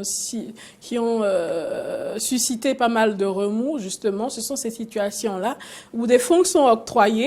Je ne parle pas forcément de ces appuis à des individus précis, mais ce sont des situations où les fonds sont octroyés à des organismes spécifiques. Et on se pose la question de savoir ce qui se passe après. Parce qu'on vous octroie des fonds, oui, mais qu'est-ce que vous en faites? Est-ce qu'il y a un système mis en place pour vous permettre véritablement, pour vous suivre et vous permettre véritablement d'atteindre vos objectifs? On aura appris, nous autres par ici, qu'il est important de pouvoir bénéficier d'une organisation, en tout cas, qui, à côté de vous, vous permette d'atteindre vos objectifs, qui vous rappelle de temps en temps qu'attention, vous êtes en train de dévier de la route menant à l'atteinte de vos objectifs, afin que vous puissiez revenir dans le droit chemin et véritablement les atteindre, les 10 objectifs. Alors, Mori Agua, c'est vrai que désormais, c'est une bonne chose, c'est une belle initiative de toute façon, qui va justement dans le sens je vais dire des objectifs à atteindre de l'État, puisque désormais il parle de promouvoir beaucoup plus le social, en tout cas de se verser un petit peu plus dans le social.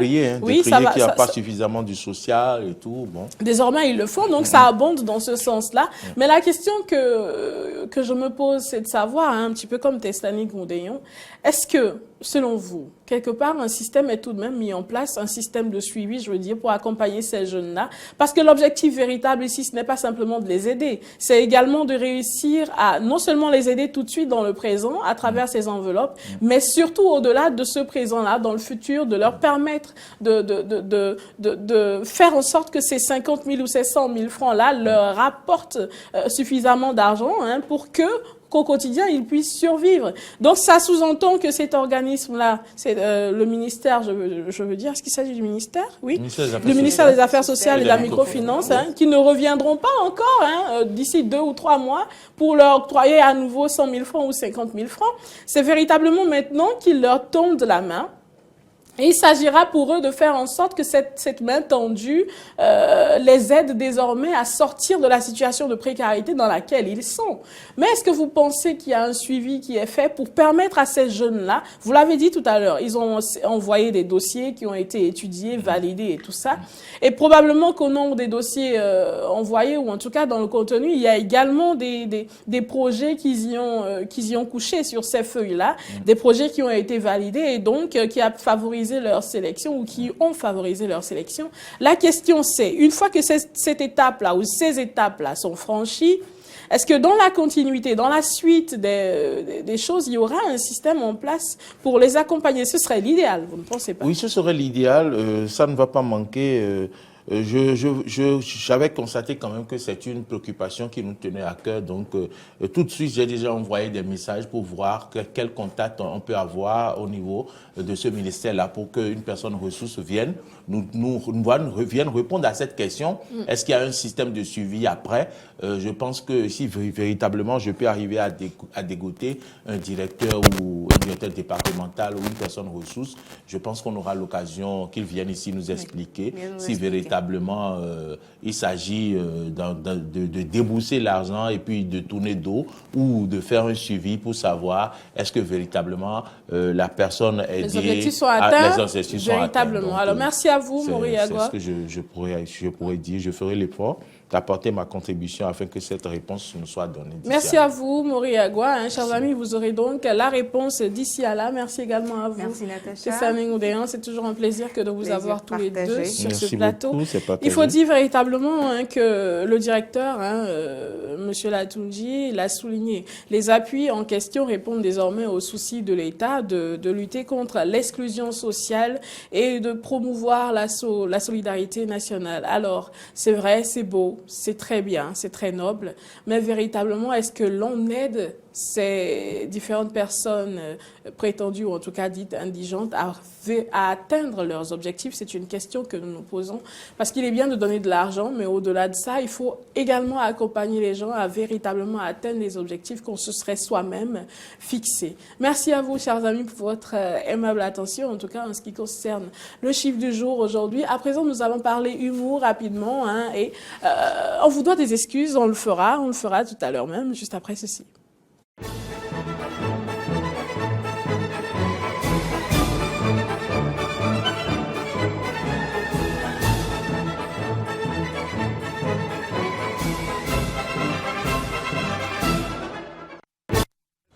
Ouais, bye, c'est toi que je te parle aujourd'hui. Moi, j'ai demandé ta moto, il n'y a même pas 6 mois, tu as refusé de me donner ta moto. Moi, ma vie a changé. Ma vie a changé. 6 mois de travail, j'ai une voiture.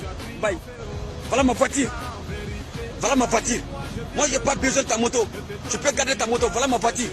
Ma voiture à moi. Ma voiture. Ça, c'est quoi ça? Hey, tu es malade. Hey, pourquoi tu tapes le vide de la voiture? Ça, c'est quoi ça? Pardon, papa. De toutes les façons, un jour viendra, ma vie va changer. C'est sûr. Moi... Ouais, bye, c'est toi que je te parle aujourd'hui. Moi, j'ai demandé ta moto, il n'y a même pas 6 mois, tu as refusé de me donner ta moto. Moi, ma vie a changé. Ma vie a changé. 6 mois de travail, j'ai une voiture. Bye. Voilà ma voiture. Moi, j'ai pas besoin de ta moto. Je peux garder ta moto. Voilà ma voiture. Ma voiture à moi. Hey, ma voiture. Ça, c'est quoi ça? Hey, tu es malade. Hey, pourquoi tu tapes le vide de la voiture? Ça, c'est quoi ça? Pardon, papa. De toutes les façons, un jour viendra, ma vie va changer. C'est sûr. Effectivement, c'est sire, comme il dit. Comme il dit, avant de frapper à la voiture des gens et faire une vidéo dans laquelle vous prétendez posséder ceci ou cela, vérifiez tout de même, prenez le soin de vérifier s'il y a le propriétaire à l'intérieur ou pas. C'est toujours mieux. Alors, Laurent Roland Toneikes, merci d'être avec nous. Bonjour. Bonjour Natacha, bonjour Teslanique et bonjour à tous ceux qui nous suivent. Je vous le disais un petit peu plus tôt, chers amis, nous vous présentons nos excuses pour le départ brusque observé hier. Cela a été indépendant de notre volonté. Toujours est-il que nous sommes au rendez-vous aujourd'hui et merci à vous de prendre le rendez-vous. Nous allons donc rapidement revoir cet élément très intéressant que vous nous proposez. Oui, mais avant, je crois qu'il doit y avoir une seconde vidéo que L'Uriel doit jouer pour l'humour, si vous le permettez. De toute façon, nous sommes là encore pour l'humour demain. Ok, d'accord. On va simplement gagner un temps puisque nous avons fait une entorse un petit peu à la journée d'aujourd'hui, en tout cas en ce qui concerne cette émission. Donc, il faut gagner un temps. Et chers amis, donc, je vous le disais, une vie, un métier, une histoire, une vie. Hier, on en parlait. On a malheureusement dû vous quitter un petit peu plus tôt que d'habitude. Je sais qu'il y en a pas mal qui étaient scotchés à cette histoire-là et il serait bien tout de même qu'on puisse la suivre ou l'écouter jusqu'au bout. Oui, justement, hier, on parlait d'un Camerounais qui vit au Bénin, qui a une histoire atypique parce qu'il a tenté l'immigration clandestine, il a fait l'expérience malheureuse, il est revenu au Bénin, il est parti d'ici d'abord avant de vouloir rallier l'Espagne et au finish, il est revenu au Bénin ici, il fait un travail formidable parce qu'il va acheter des chemises dans le marché Missebok qu'il transforme avec des designs pour ressortir une certaine, pour donner de la valeur à ces chemises. Et nous allons le découvrir. D'abord, au début, il montre comment il fait les chemises et puis il nous raconte son histoire qui doit pouvoir servir de leçon pour beaucoup de jeunes qui veulent à tout prix prendre des risques parce qu'ils pensent que le bonheur est ailleurs. C'est ça. Alors, on suit l'élément rapidement et on vous revient.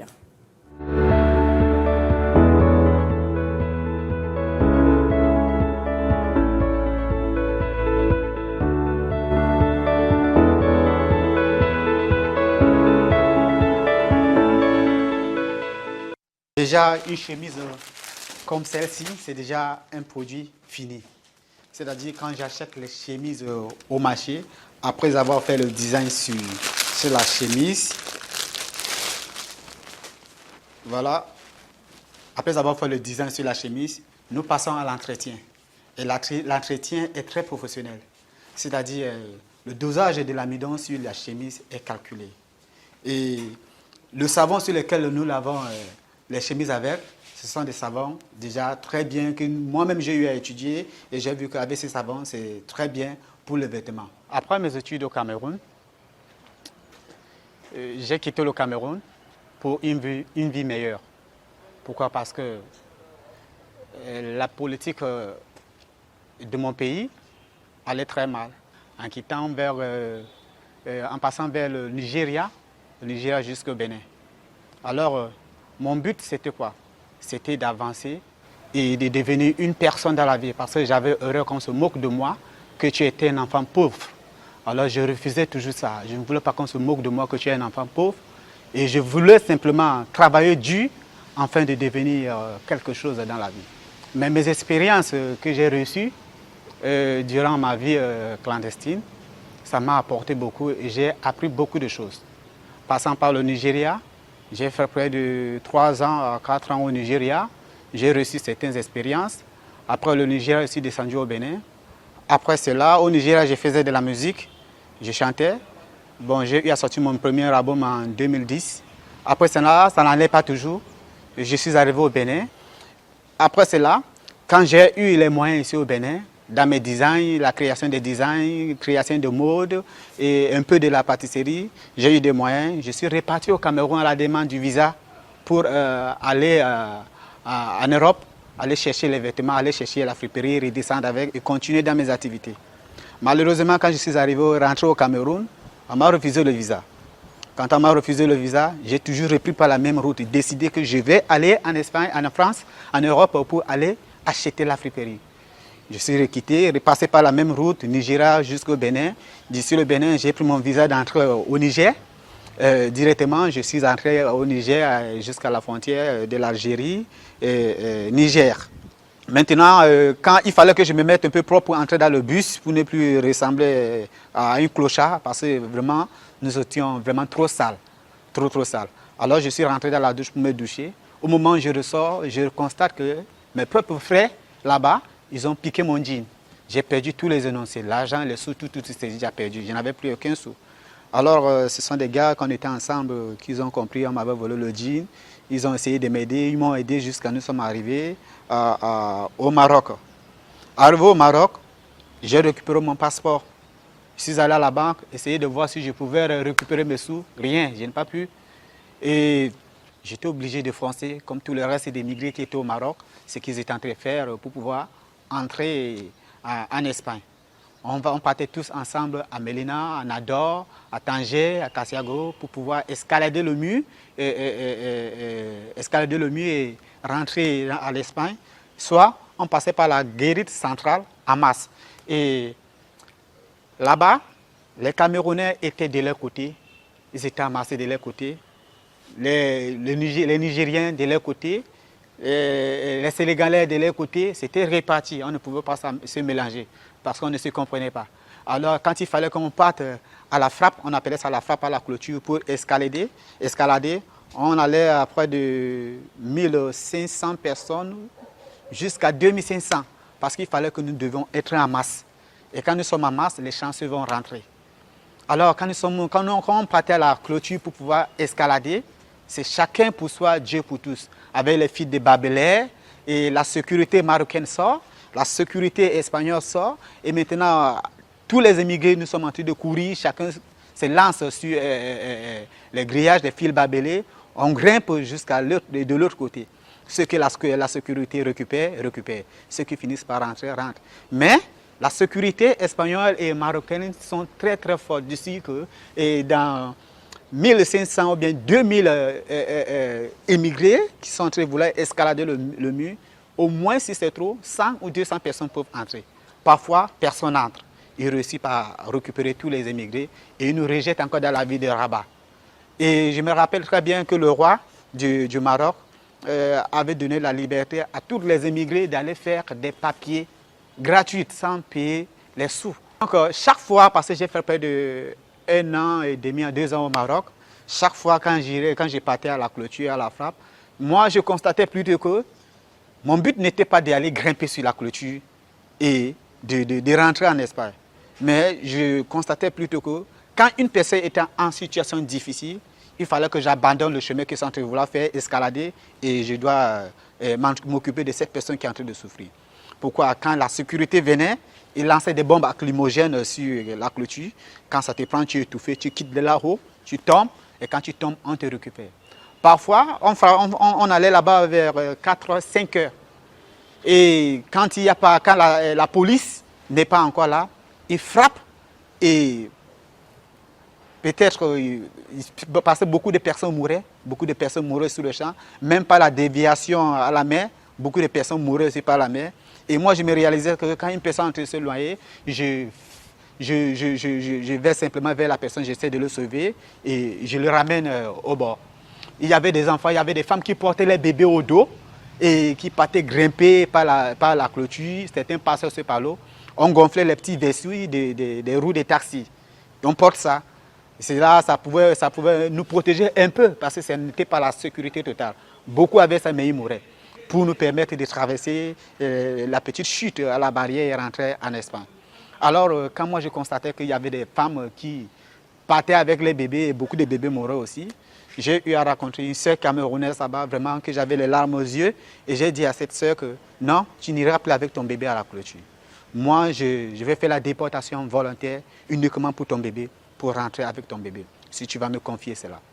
Et la sœur, elle-même aussi, elle était consciente que beaucoup de bébés mouraient et elle ne voulait pas que son bébé meure. Elle m'a dit d'accord. C'est comme ça que je suis allé à l'ambassade du Cameroun au Maroc, que d'ailleurs j'ai tous les papiers que vous allez voir. Et j'ai reconnu cet enfant comme mon propre enfant. Et j'ai reconnu j'en ai fait tous les papiers jusqu'au niveau où on nous a porté, on nous a envoyé à l'Organisation internationale des immigrés à Rabat. Et puis, ils nous ont reconnus, ils nous ont soutenus des frais médicaux, ils nous ont envoyé à Caritas et ils nous ont donné un peu de vestimentaire, des habits pour porter. C'est comme ça que j'ai réussi à faire la déportation volontaire avec le bébé qu'ils nous ont déposé depuis jusqu'au Cameroun. Nous ont amené jusqu'au Cameroun. Dès là, j'ai reçu un don social de leur part et ils nous ont versé chacun 500 €. Le bébé 500 €, moi aussi 500 €. Donc il fallait faire les factures pro forma au Cameroun de ce que nous voulons faire pour continuer la vie, pour qu'on nous remette ces sous. Alors moi j'ai eu par faire rédiger que je voulais une moto pour pouvoir conduire et reprendre encore ma vie. Alors le bébé on a inscrit dans une garderie. Bon voilà, quand moi j'ai eu ma moto, j'ai revendu ma moto. Et quand j'ai revendu ma moto, j'ai toujours pris par la route parce que j'avais déjà mes activités ici au Bénin qui marchaient bien avec moi et j'avais aussi peu de sous à la banque. Donc, je suis repassé par la route jusqu'à... Je suis arrivé au Bénin. Ici au Bénin maintenant, et puis j'ai commencé mes propres activités. Là, j'ai commencé par faire la pâtisserie locale et je faisais aussi dans mes chemises. Eh bien oui, hein, vous avez vu que j'étais complètement avachie sur la table, chers amis. C'est-à-dire que véritablement, je suis assez sensible à l'histoire de ce jeune homme. Hein. On le disait en off, on espère le recevoir nécessairement par ici à travers le face-à-face, pourquoi pas. On trouverait la formule certainement de le recevoir sur ce plateau parce qu'aujourd'hui, vous avez vu ce qu'il fait dans les images. Il fait des chemises, il fait des cravates, lui-même à partir des tissus qu'il achète ici à Cotonou. Et donc c'est une... histoire qu'il fallait raconter aux jeunes, ceux qui veulent prendre des risques. On peut se faire de l'argent chez soi, le bonheur n'est pas qu'ailleurs. Absolument, merci en tout cas. Hein, merci Natacha, merci Teslanik et merci à tous ceux qui nous ont suivis. Pour cette belle histoire, c'est une histoire qui nous touche, c'est une histoire qui édifie également. Je sais qu'il y a beaucoup de jeunes, nous le savons tous d'ailleurs, qui pensent à partir, on se dit que la vie est plus belle, la vie est meilleure loin de chez nous. Ce n'est pas forcément la meilleure situation. En tout cas, je le dis une fois de plus, hein, on espère le recevoir incessamment par ici parce que véritablement, on aurait 1001 questions à lui poser. Des questions, en tout cas des réponses qu'il donnera et qui véritablement édifieront plus d'un. Alors, merci une fois de plus à vous. Nous allons parler de Think Loud. Think Loud aujourd'hui, de quoi est-ce qu'on parle? J'espère que Mouri Agua est dans les parages et qu'il ne s'est pas encore séparé de son micro. Alors, pourquoi? Parce que nous allons parler de multi-partenariat sexuel des jeunes. Ne faites pas de rapprochement avec Mouri Agua, ça n'a rien à voir. Et très rapidement, avant de partir, Laurent Roland-Tonaiquet va nous donner son avis. Chers amis, je vous rassure, demain, vous aurez la possibilité de nous appeler. Pas de problème, ce sera le même thème. Et demain, on vous donnera toute l'attitude de nous appeler pour partager avec nous vos différentes opinions. En attendant, aujourd'hui, nous allons en débattre rapidement par ici. Vous, notamment, Laurent. Bien avant qu'on ne plante au décor et bien avant que vous ne partiez, donc, dites-nous, le multipartenariat sexuel des jeunes aujourd'hui, qu'est-ce que vous en pensez? Je crois que c'est une bêtise. Aujourd'hui, on remarque ça. Non, vous êtes sûr? C'est pas parce que les caméras sont allumées. Oh là là. C'est une bêtise, sûr. Je l'ai fait par le passé, mais aujourd'hui, je prends conscience que c'est une bêtise. Parce qu'en fait, oui, aujourd'hui où la vie coûte de plus en plus cher et si vous devez avoir plusieurs partenaires, que tous ces partenaires doivent vous demander des besoins, c'est que vous vous appauvrissez et puis vous n'avez pas la possibilité d'atteindre vos objectifs. Toujours est-il que pour l'homme, peut-être à un moment donné, dans notre tradition, ça peut se comprendre, mais encore pour la femme, c'est encore plus grave. Et donc, du coup, je crois qu'il faut que chacun maintenant commence par prendre conscience que aujourd'hui, il faut se focaliser sur ses objectifs, se focaliser sur celle qu'on aime ou celui qu'on aime. Moi, je suis contente. Non, n'applaudissez pas parce qu'il a même dit, pour l'homme, d'ailleurs, ça peut se comprendre parce que... Oui, justement. Mais vous savez mieux que quiconque. Non, on n'en sait rien puisque vous êtes l'homme du plateau. Je peux me permettre de vous poser une question? Oui, allez-y. C'est sûr. Hein. Oui. C'est une grosse bêtise que je veux faire. Oui. Après, il est libre de répondre ou de ne pas répondre. Oui. Votre conjointe, votre femme, elle s'appelle comment? Vous oseriez... Non, attention, rien. Répondez pas à la question. Alors, à présent, je ne veux pas vous mettre dans de sales draps. Alors, à présent, chers amis, on plante le décor et on vous revient.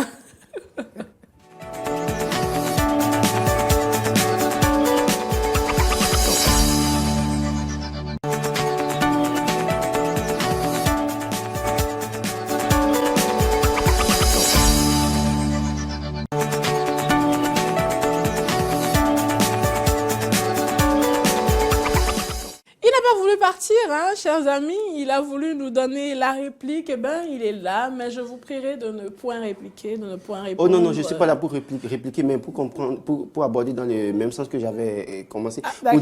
C'est bizarre, je suis la seule à le trouver assez sérieux, là, tout d'un coup. Oh, okay, non, allez, mais Stéphanie, elle sait bien que je suis sérieux. Quand je veux être... Alors, multipartenariat sexuel des jeunes aujourd'hui, c'est quand même un phénomène. En fait, et quand on Est-ce qu'on devrait dire que c'est un fléau?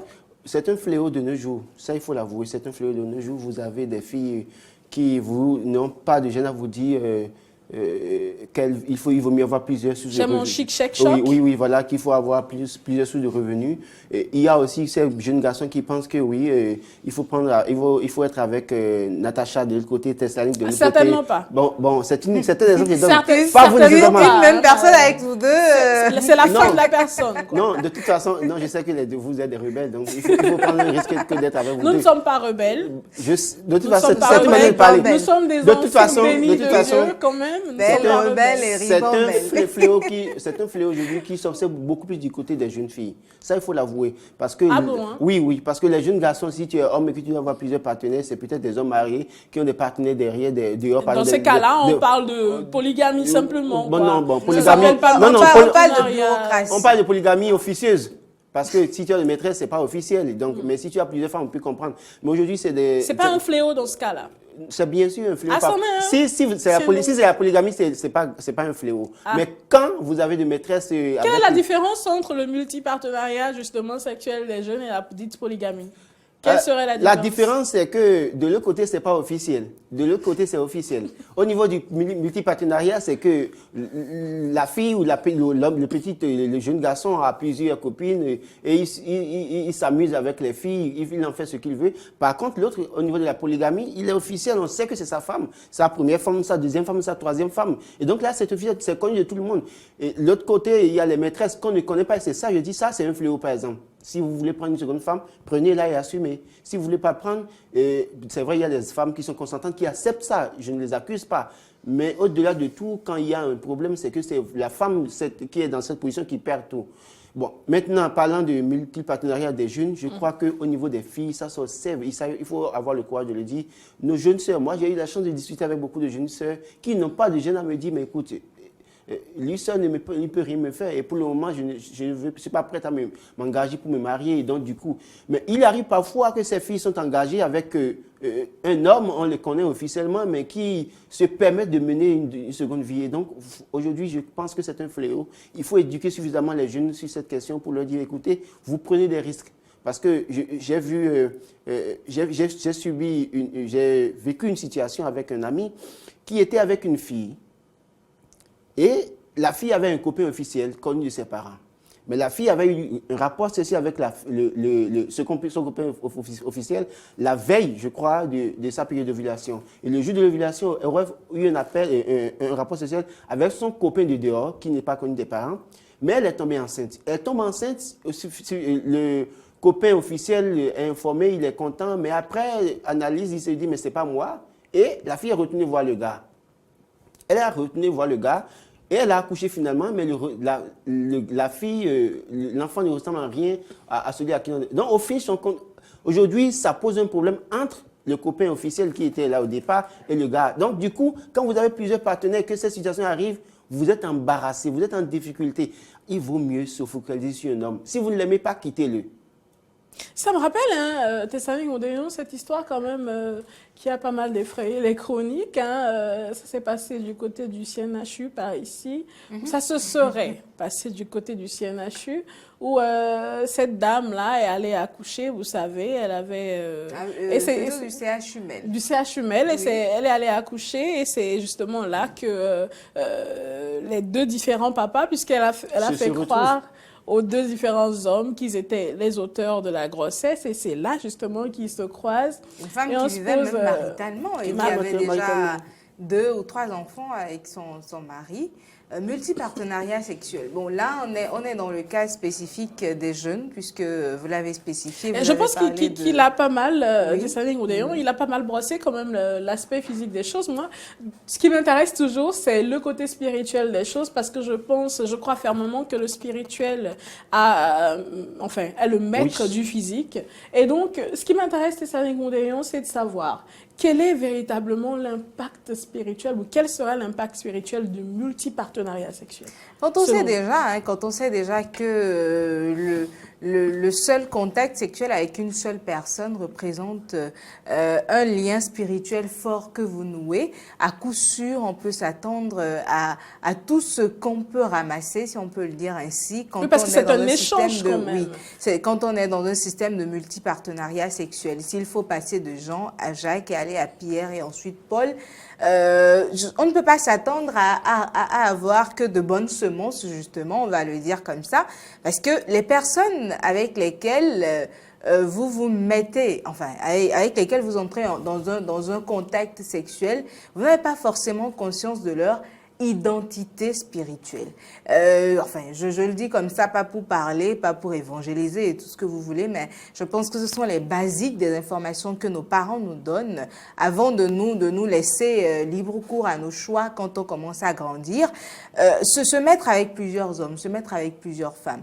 Je veux encore respecter le choix de ces personnes-là. Mais d'abord, physiquement, vous vous épuisez. Et spirituellement, encore plus, parce que votre énergie, vous la donnez à telle personne, vous la donnez à telle autre, et vous devez ainsi de suite vous dispatcher. Satisfaire chacune. Oui, parce que l'exemple que Laurent a donné illustre parfaitement la chose. Elle est obligée d'aller là aujourd'hui, et le jour d'après, l'autre a également besoin d'elle, et elle doit répondre à ces besoins-là.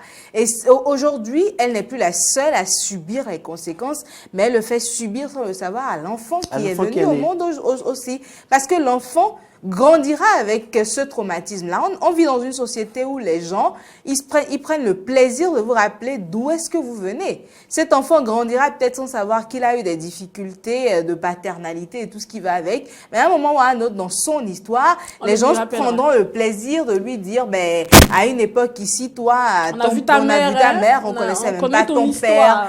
C'est des choses qui vont faire souffrir cet enfant-là le long de sa vie. Alors, spirituellement, cette jeune femme se serait fait du mal, mais aurait également créé des problèmes à l'enfant qu'elle a mis au monde. Très bien. Vous savez, Dessalines Goudéon, je suis heureuse de savoir que demain, vous serez encore avec nous pour qu'on en débatte de long en large. Oui. Mais véritablement, vous savez, chers amis, ces jeunes-là, ils ne font pas tous des enfants. Hein. Ils sont nombreux à être dans le multipartenariat sexuel sans pour autant avoir d'enfants. Alors, véritablement, pour ceux-là qui sont dans la situation et qui n'ont pas d'enfants, ils se diront, je suis quelque peu à l'abri puisque je n'en ai pas encore. Cependant, je parlais du plan spirituel, de l'aspect spirituel qui est très important et qui, selon moi, gouverne largement le physique. C'est dire qu'il y a échange d'esprit, que vous le vouliez ou non, c'est comme ça. Très important. Il y a échange d'esprit. Et si vous êtes honnête, vous allez constater qu'il y a de petites manies que vous n'aviez pas qui apparaissent du jour au lendemain. Moi, je me souviens encore d'un homme spirituel ou un homme de Dieu qui me disait, écoute, il faut véritablement faire attention quand on a une femme à sa vie, enfin, quand on a un être humain en général, homme ou femme, il faut faire attention à sa vie, il faut savoir avec qui on se met et se mettre avec une personne de façon définitive et non pas naviguer à vue parce qu'après, il y a des échanges. Vous ramassez ce que vous ne devriez pas ramasser. Il y a des choses qui ne sont pas du tout dans votre vie, qui n'existaient pas dans votre vie, qui désormais font partir de votre vie. Il y a un phénomène que nous connaissons très bien. Quand on parle de spirituel, on connaît le phénomène des hommes et des maris de nuit et des femmes de nuit. On les connaît très bien. Vous les invitez dans votre vie. C'est exactement ça. Vous allez avoir un rapport sexuel avec quelqu'un dont vous ne connaissez pas le bagage spirituel du tout. Vous allez passer de X à Z. Je dis ça, je dis rien. Après, vous êtes libre de choisir ce qui vous convient, mais souvenez-vous juste, gardez à l'esprit que vous vous exposez ainsi à de nombreux dangers. Et pour moi, les dangers les plus dangereux, permettez que je le dise ainsi, mais ceux qui vous nuisent véritablement, ce sont les dangers spirituels. Car c'est du spirituel que partout. Et ça interagit après sur votre physique et on ne le souhaite pas, que Dieu nous garde tous. En attendant, on se retrouve demain pour mieux en débattre et pour ouvrir l'antenne également pour que vous puissiez intervenir sur la question.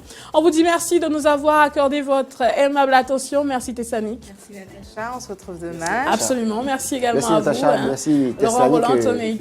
Merci à tous ceux qui nous ont suivis. C'est ça. Alors souvenez-vous, chers amis, que vous embellissez nos vies, que vous aimez beaucoup et qu'aujourd'hui, il faut faire quoi? Il faut simplement être relax, prendre vraiment le temps de réfléchir et de trouver les situations et s'en remettre à Dieu. C'est très important. Alors bisous, bisous, passez une excellente journée et on se retrouve demain 7h, 9h. Bye bye.